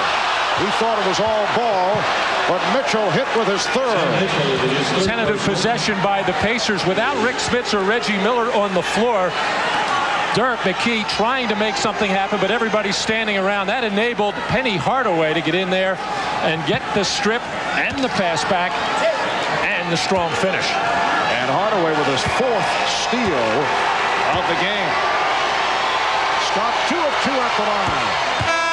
19 for Dennis Scott. Mark Jackson back in the Pacer lineup. Jackson is back for Workman. Brian Shaw coming on, replacing Jeff Turner. Brian Shaw into the Orlando lineup. Brian Hill has been forced to go deep into his bench the last couple of games because of the foul difficulties of Shaquille O'Neal, so he's gone to the likes of Turner and Rollins. Seen a bit more of Royal. Bowie played briefly. Shaw back on the floor. 75-71.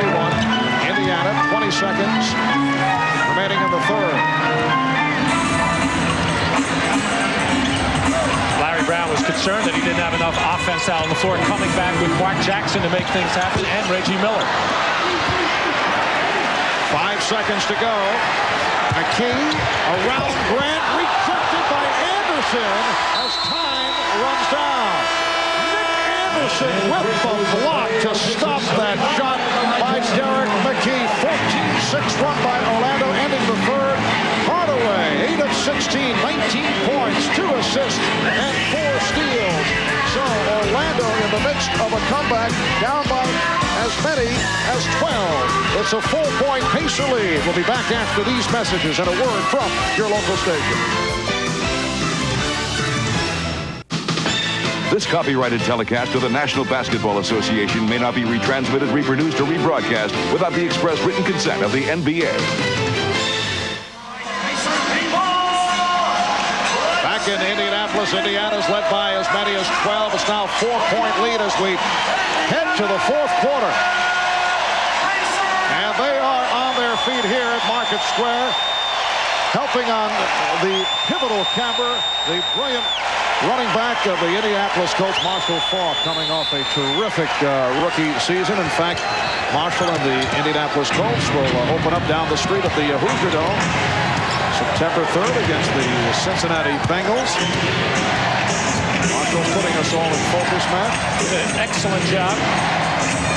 The Magic have made the most of their fast break opportunities. Only 9 of them in this game, but some of them have been spectacular. And more important for Orlando, they have 20 points on those 9 fast break chances. And that's foul number 4 on Antonio Davis. Shaquille O'Neal out there playing with 4 fouls. Rick Smits on the bench. Larry Brown likes to pace the utilization of Rick Smits, keeps him fresh, has only 2 fouls to this point.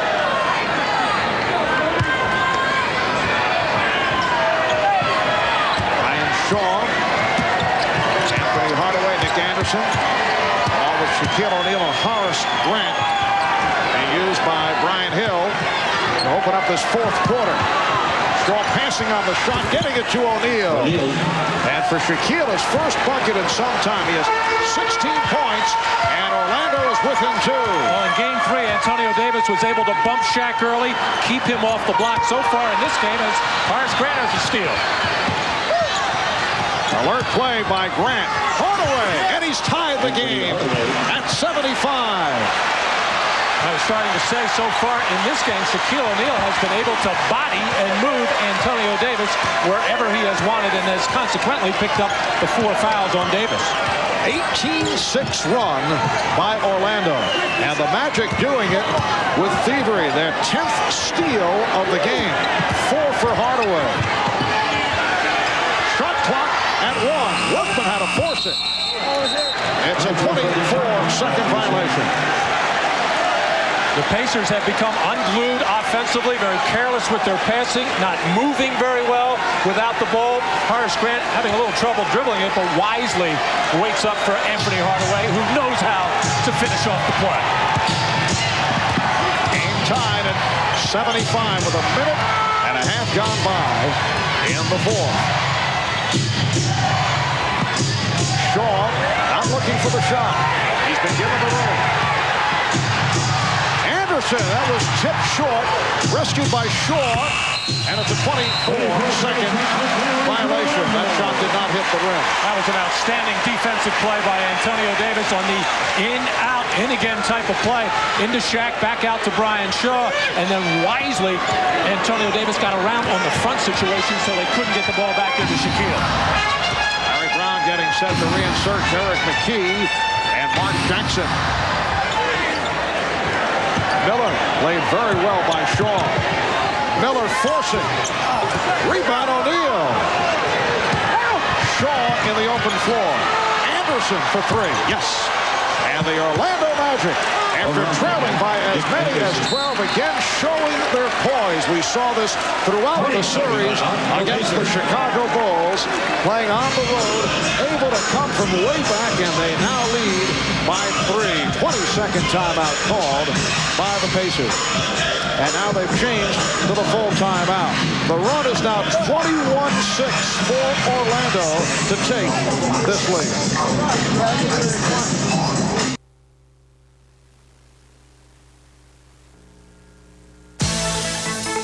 Miller Genuine Draft presents Genuine Moments. Today, we remember the only 3 Pacers to have their numbers retired. George McGinnis played 7 seasons with Indiana and was co-ABA MVP back in 1975, along with a fellow by the name of Julius Erving. Mel Daniels centered the Pacers for 6 seasons and was twice named the ABA Most Valuable Player. And Roger Brown, the Pacers' second all-time scorer, the first ever player signed by the Indiana Pacers. In recognition of this moment, Miller Genuine Draft will donate $1,000 to the Thurgood Marshall Scholarship Fund. Fouls called on Brian Shaw. Indiana Pacers, once one of the marquee franchises in the Old American Basketball Association, joining the NBA along with 3 other ABA teams prior to the 76-77 season. You see the numbers hung from the rafters here at Market Square. Pacers struggling with mediocrity through most of their NBA existence. Smits was blocked. They had never advanced past the first round of the playoffs and turned it around last season, nearly making it to the finals, and certainly in a position right here to advance. Indiana, though, having its problems in the fourth quarter. They are 1 for their last 8 shots. That goes back to late third. The Magic coming from behind and now leads 78-75. O'Neal facing the double team. And Brian Shaw not looking to shoot. And O'Neal fouled. On Smits, that is his third. A look at the former ABA teams making it to the conference final last season. Pacers losing in a grueling 7-game series to the Knicks. Prior to that, go back to 85 and the Denver Nuggets, the last ABA team to make it. Traveling violation and a couple of hops called on Shaquille. Shaq a little bit over anxious there and trying to get the play going, but the Magic offense has picked up ever since their defense got better. And we said going into the ballgame that was going to be a big key. They still have not rebounded well enough. The transition defense not good enough, but they're much better pressure on the ball, and that's why they have 10 steals in this game. Indiana has gone cold. Shaquille O'Neal has played nearly 9 minutes since picking up his 4th foul. Rick Smits is now playing with 3, 8.5 to go in the game. Anderson from way downtown. O'Neal battling with Smits for the rebound and deflected out by Smits.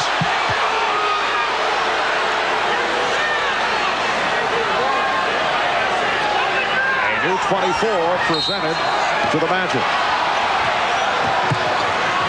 Shaw, Smits on the block. 3 on 2. Jackson for Antonio Davis. Another good defensive play by the Magic. And Mike Mathis calling the foul against Orlando. It's on Anderson, his third. Well, that happened 4 times in the first half where the Pacers would get scoring opportunities right around the basket and the Magic able to strip, and they're going to get one more right here as Anthony Hardaway able to get his hand in there and knock it loose from Antonio Davis. Reggie Miller. Once again, Reggie is quiet in the fourth quarter. Antonio Davis and a foul against Orlando. And that is number 5 on Shaquille O'Neal. Well, every opportunity that Antonio Davis has had, he has shown the ball a little bit and then tried to put it on the floor and go by Shaquille O'Neal. This time, Shaq was waiting for him with the arms outstretched, but a good offensive play by Antonio Davis to initiate the contact and no real complaint by Shaq. Antonio Davis to the line for the first time.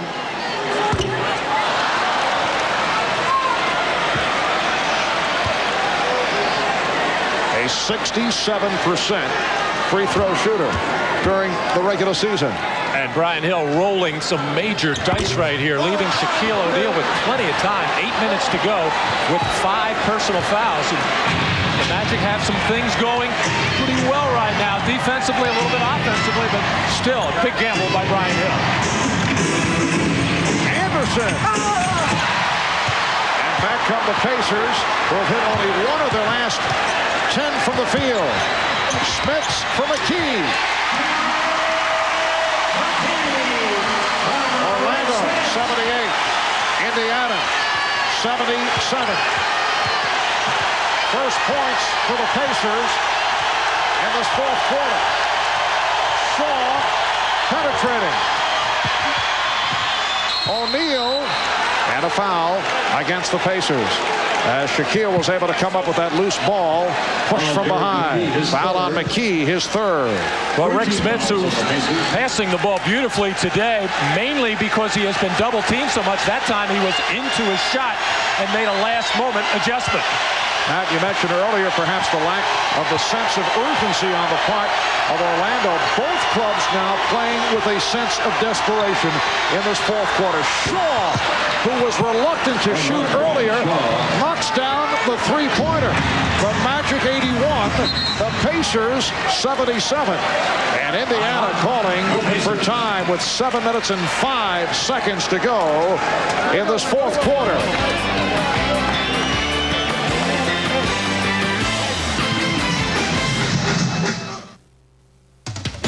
The NBA on NBC is brought to you by Budweiser, the king of beers. This Bud's for you. By your Allstate agent. For home, auto, life, and business insurance, you're in good hands with Allstate. And by Honda, building quality automobiles in America for the past 12 years. Well, during the course of this series, the Orlando Magic on fire from three-point range in Game 1. They hit 11 from downtown, 5 for Dennis Scott. Game 2, 12 threes, the big one from Nick Anderson with 14 seconds remaining in the game. And in Game 3, the Magic with 13 from long range.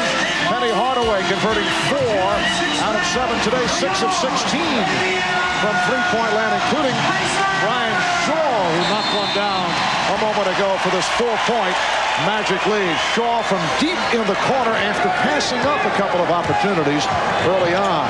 Reggie Miller for Rick Smits, now working against Tree Rollins, so Shaquille O'Neal sitting down. Brian Hill taking him out right here. Looks like Brian Shaw came up hobbling. Shaw trying to work it off. And a 20-second timeout is called by Orlando. Well, we talked about the gamble that Brian Hill was making with 8:08 to go in the fourth quarter and leaving Shaquille on the floor with 5 personal fouls. Went with it for about a minute. Wound up getting a 3-point shot for Brian Shaw as a result. But now Brian Hill going to try to buy a little time for Shaq as Brian Shaw in there to try and get the rebound and did, and came down on the right foot. The right instep of Rick Smits, and that's how he turned his ankle. So the timeout is called. Both teams with 3 timeouts remaining.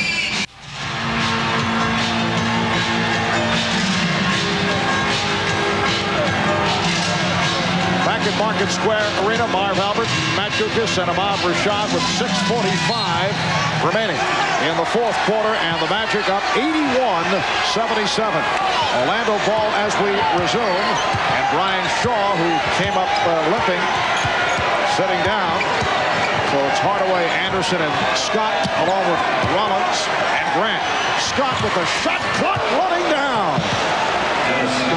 A spinning jump shot by Scott from two-point range. Got the idea that Dennis kind of enjoyed that one. Well, he made something out of nothing. The execution just was not there on the play. Dennis forced it, but got it. 83-77. Orlando, they've outscored Indiana 12-2 here in the fourth quarter. Shot clock at 4. Reggie Miller eluding Nick Anderson. Passed up the shot, and it cost. Won't count. 24-second violation. Well, Horace Grant did bail out Nick Anderson on that play, who turned his head on the wrong man. Reggie Miller, you don't want to leave him open, was out of position, Nick was, but Horace Grant saved him by coming out and making Reggie Miller make one more dribble. Well, Reggie Miller, who has had a number of heroic stretch runs for the most part against the New York Knicks, has not done it in the fourth quarter and in the second half of this series. He did it back in game 2, but quiet again here today. Only 5 points in the half. Foul on Grant. That is his 4th. And the ball back to Indiana. Well, tomorrow night in prime time, starting 9 o'clock Eastern, 6 o'clock Pacific, we'll bring you game 5 of the Western Conference Finals. Houston going against San Antonio. We'll be with you Wednesday night for game number 5 of this series from the arena in Orlando. McKee draws the foul. Nice fake. And it puts number 5 on Grant. Well, Larry Brown has told us time and time again how much he has to force Derek McKee to be aggressive offensively, and Indiana needs his offense right now. Horace Grant, second team all-defensive, as is Derek McKee, has really had his problems in this series with Derek McKee, who is a reluctant offensive player. He feels that by shooting the ball so much that it would make him a selfish player, and Larry has had to try to explain to him that, no, you be aggressive offensively, and that'll open up the other parts of your game, the passing, the screening, and whatnot. Well, McKee 6 for 6 from the line. Orlando 83 and Indiana 79. 5.5 minutes to go in the fourth quarter.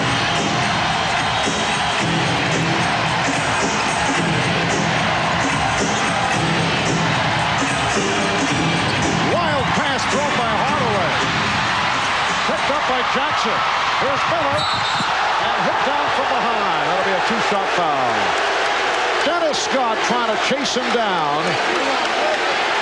And Miller will head to the line. Well, the wild pass intended for Tree Long, not loose by Mark Jackson, who just threw it ahead as Miller going in clearly for a layup. Inadvertent trip that time by Dennis Scott. Nevertheless, a foul anyway. His right foot, Dennis Scott's catching the left foot of Reggie Miller and sending him sprawling.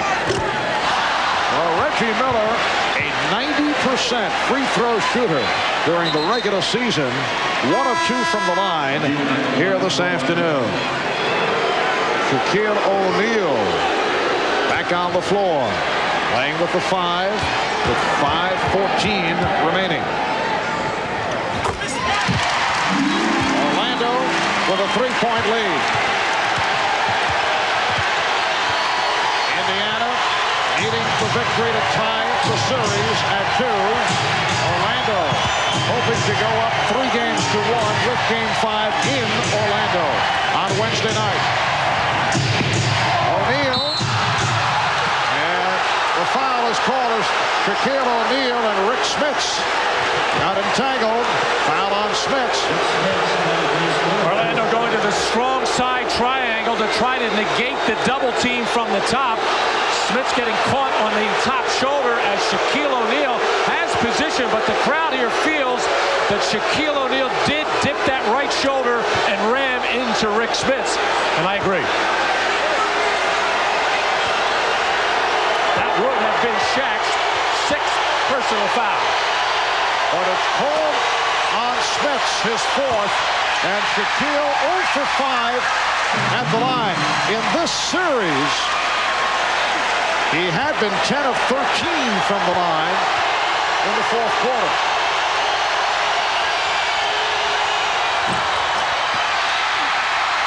And Shaquille is back to his problems at the line that hit him during the regular season. The Magic with a 3-point lead. Smits with the beautiful finish. Orlando 83. Indiana 82. They are on their feet at Market Square Arena.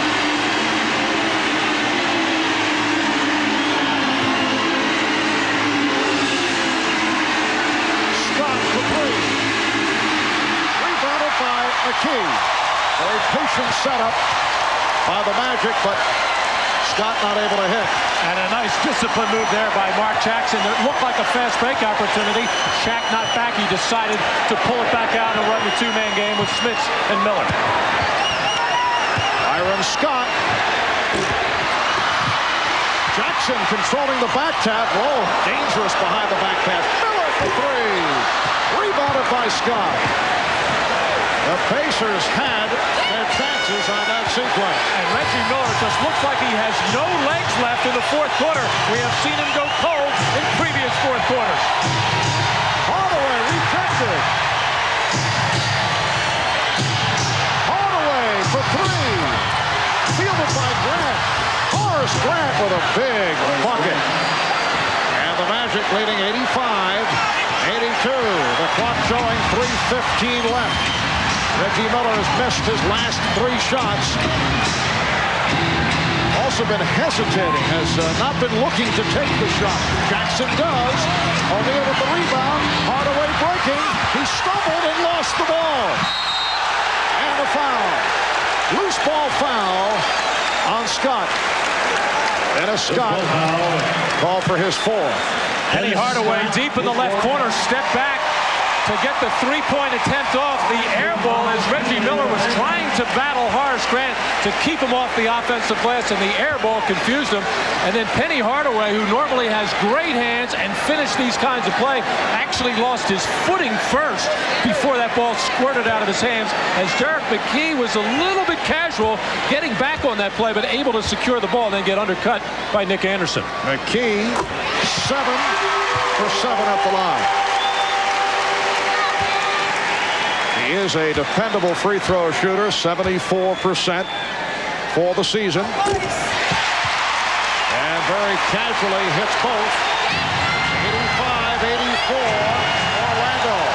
Just under 3 minutes to go in the fourth. O'Neal out to set the pick.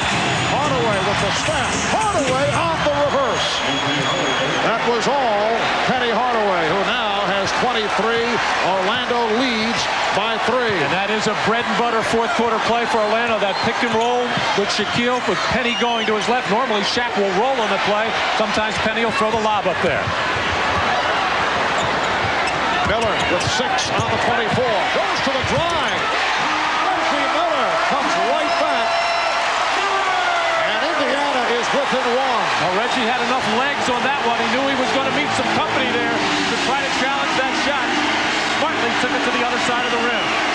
Orlando with the ball. They lead by 1 point. We're down to 2 minutes to go. Shaquille O'Neal again not able to hit the stuff, but he was fouled. That's his 3rd missed dunk. And all I can think of, Marv, is that when Shaq misses these, it's either he's trying too hard or taking his eye off the target, and you can see his head turn a little bit to the left as they're hitting the heel of the rim. And of course, the other thing is he anticipates the fact that he is going to be fouled, and fouled hard, and maybe he's thinking about it. Shaquille 0 for 6 at the line.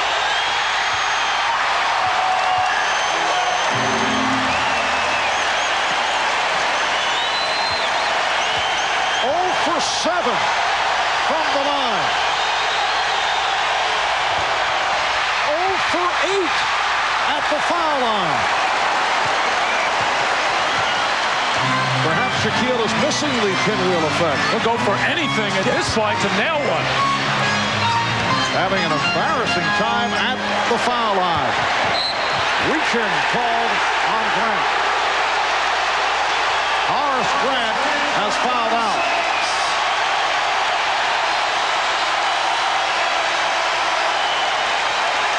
Horace departs with only 7 points, 3 of 8 shooting. He did have 12 rebounds, 3 blocks. Horace Grant trying to reach in and knock that ball loose from Horace Grant. Did reach across and foul. Not a very smooth offensive game for Horace Grant, but always battling defensively, always on the backboards as he helped bring the Magic back to even up the gap that was 6 rebounds in the first half. The Magic closing that as to get back into this game, and they did it with some defense and definitely with some rebounding. Rick Smits to the line. He's 6 of 7 at the line, a 75% free throw shooter during the regular season. You see 84 for the Spurs. He's tied the game at 87.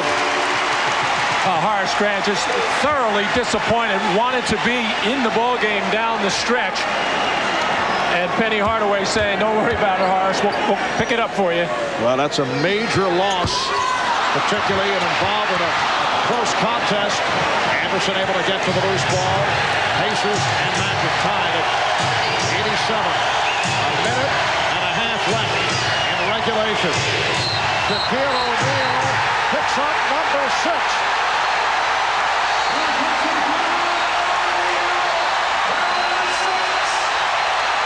Another play that the Magic like to use with that high screen roll. Not a roll when Jeff Turner's there. He's going to spot up. Catches at the top, has the option to shoot it, or Shaquille will try to dive into the lane and cover up his defender. He just did it with too much effort. Let's watch it as Shaq backing in on Rick Smits, and actually Rick backing off a little bit, taking a little bit of a bump, and possibly catching that left elbow to knock him to the floor. So the 39-year-old combination player, assistant coach Tree Rollins replacing Shaquille O'Neal. Both O'Neal and Grant have fouled out. It has been a nightmare for Shaquille. 16 points, 0 for 8 from the line. And a foul is called. With a minute and 20, check that, deflected out of bounds. Minute 20 remaining in this fourth quarter, and the game tied at 87. Both clubs are now over the foul limit, and a timeout has been called. You're watching the NBA on NBC. Timeout rundown. The Magic 3 left. Pacers with 2. Both clubs over the foul limit. Orlando now without Shaquille O'Neal and Horace Grant. They lost both on fouls. The game is tied at 87. A minute 20 to go in this fourth quarter. Shaquille O'Neal missing 3 dunks, 0 for 8 at the foul line. We try to check the record books in terms of worst free throw shooting performances in the history of NBA playoff competition. It's not in there, Matt. But you mentioned Wilt Chamberlain might be in there in some form. I don't think he had an 0 for big numbers, but for some 20 attempts, and now the Magic going, just leaving Tree Rollins in a one-on-one situation for Rick Smits. I'm not all surprised by that, because Brian Hill, I'm sure, worried about Reggie Miller getting a wide open look. Ball going inside to Smits. No double, even after he puts the ball on the floor. It'll be interesting to see how the Pacers defend Penny Hardaway going the other way. Larry Brown has, on a couple of occasions, put Derek McKee, his best defensive player, on Penny Hardaway. And if he did that, he might put Mark Jackson maybe on Jeff Turner. Rick Smits getting the front rim. 8 of 10 from the line. See Indiana 7 of 11 at the line here in the fourth quarter. 18 points for Smits. Make it 19 along with 7 assists, which is a career playoff high. Indiana by 2.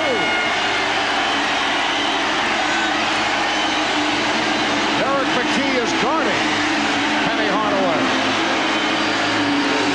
Shot clock at 7.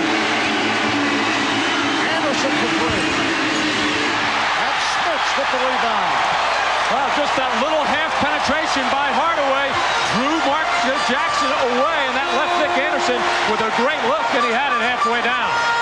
Down to 35 seconds. Miller still having his difficulties in the fourth quarter. Indiana with a 2-point lead. Orlando calls for time with 28 and 4/10 seconds to go in the fourth, and the Magic with 20 on the shot clock.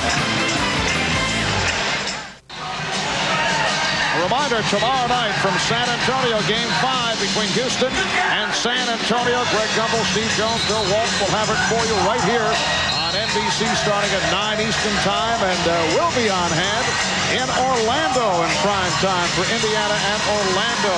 Game number 5 Wednesday night, 9 o'clock Eastern, 6 Pacific. As the Indiana Pacers try to tie this series at 2, Orlando hoping to take a 3-1 lead, but it's Indiana with an 89-87 lead. Brian Shaw, who hobbled off earlier this fourth quarter, is back on Hill inbound. 28 4/10 seconds remaining in the fourth. 20 on the shot clock. They are on their feet at Market Square Arena. Hardaway once again guarded by McKee. Hardaway for Turner. Hardaway checking the clock. Backs it up to go now against Dale Davis. Here's Brian Shaw for 3. Brian Shaw, who hit a three-pointer earlier, comes off the bench to knock it down from downtown, and Orlando now leads 90-89 with 13 and 3/10 seconds remaining in the fourth quarter. Well, this two-man game set up with Jeff Turner and Penny Hardaway. I think the Magic anticipated Mark Jackson guarding Turner. He wasn't. Mark Jackson was guarding Brian Shaw. He stepped in to help. The penetration by Penny, and that set up Brian Shaw for the good look at the basket, who had just gone out before with that sore ankle. As Marv, as you mentioned, he hit a big three-pointer in the left corner in the middle of that Magic run. So Brian Shaw with 6 of his 7 points here in the fourth. Back after this from your local station. That man, Brian Shaw, signed as a free agent by Orlando after 2.5 years with Miami. Originally a first-round pick of the Celtics back in '88. The three-pointer giving the Magic a 1-point lead. Orlando taking the delay of game to check out the Indiana alignment. 13 and 3/10 seconds to go in this fourth quarter, and Derek McKee will throw in. Pacers have had success going inside to Rick Smits. The last time they did it, the Magic left Tree Rollins alone with them. Indiana has 1 timeout left. They had some trouble getting it in. Down to 10 seconds. Jackson. Miller taking the shot and hitting a 3 for Reggie Miller to give Indiana a 2-point lead with 5 and 2/10 seconds to go in the fourth, and the Magic calling for time.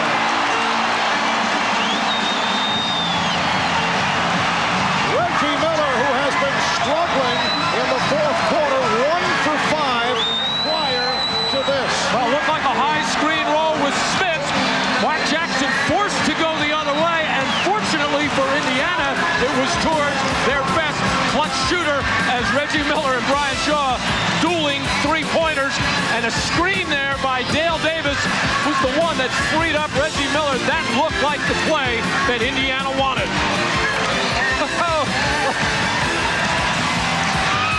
5 and 2/10 seconds to go. Indiana by 2. We'll be right back.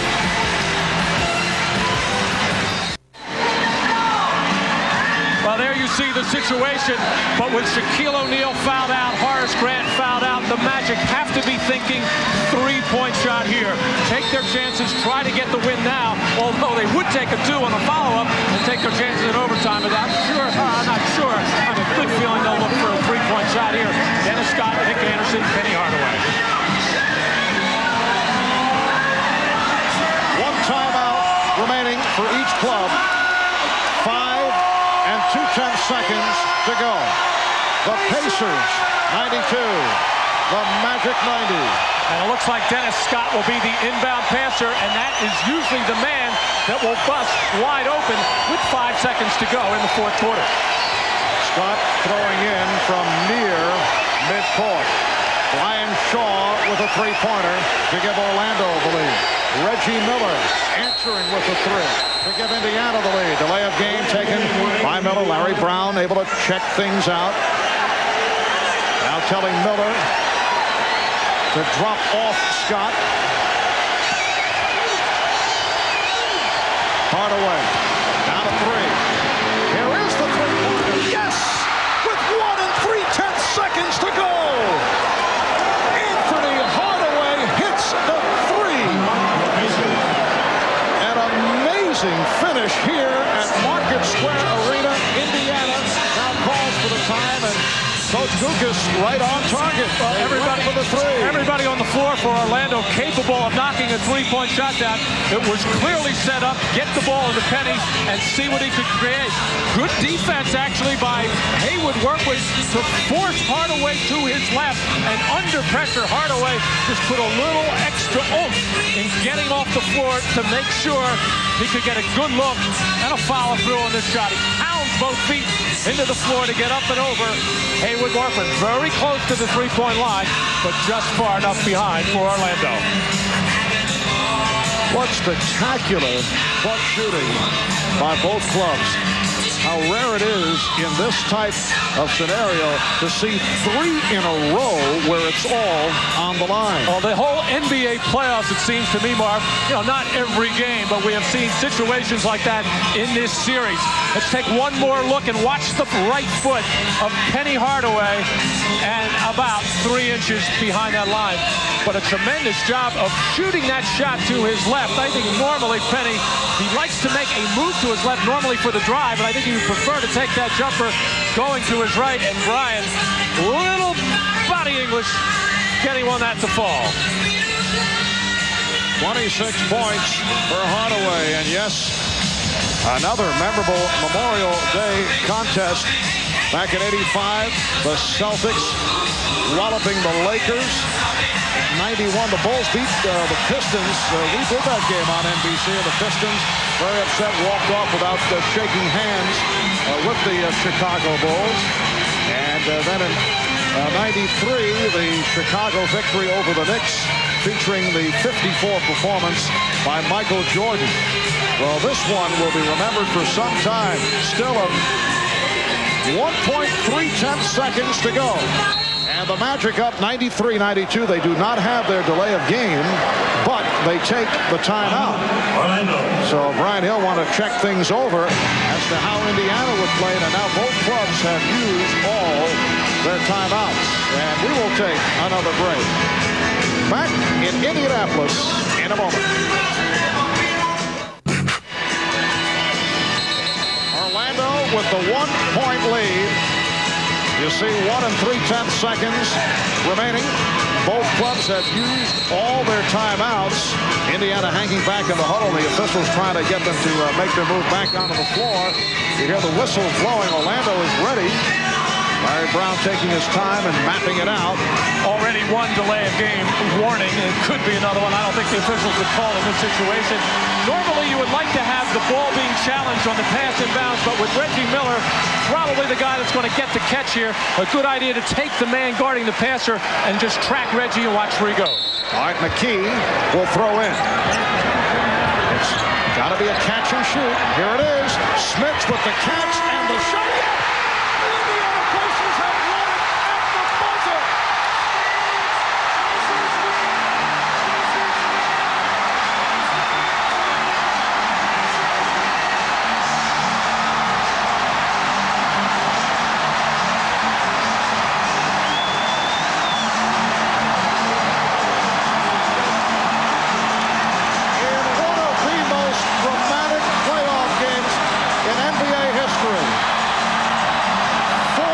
Successive clutch shots, concluding with this.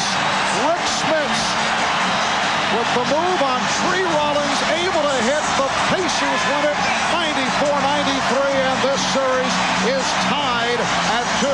Well, they were looking for Reggie Miller. He was played perfectly. Smith was the second option, and actually Tree Rollins trying to take away that first shot with just 1.3 left. Smith able to get the fake and then the step in and the game winner as Larry Brown sitting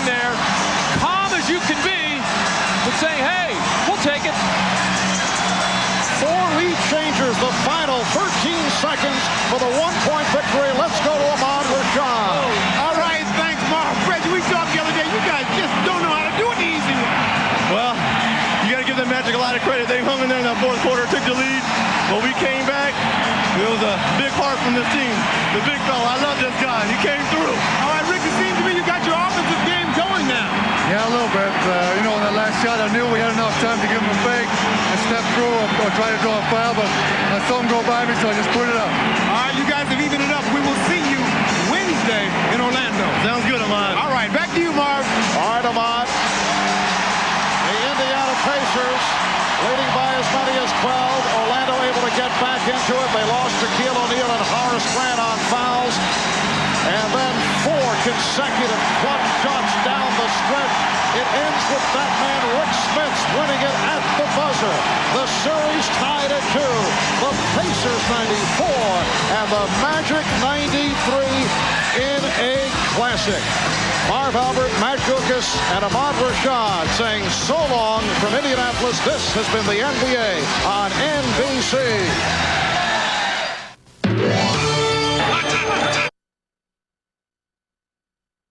In sports television, NBC Sports.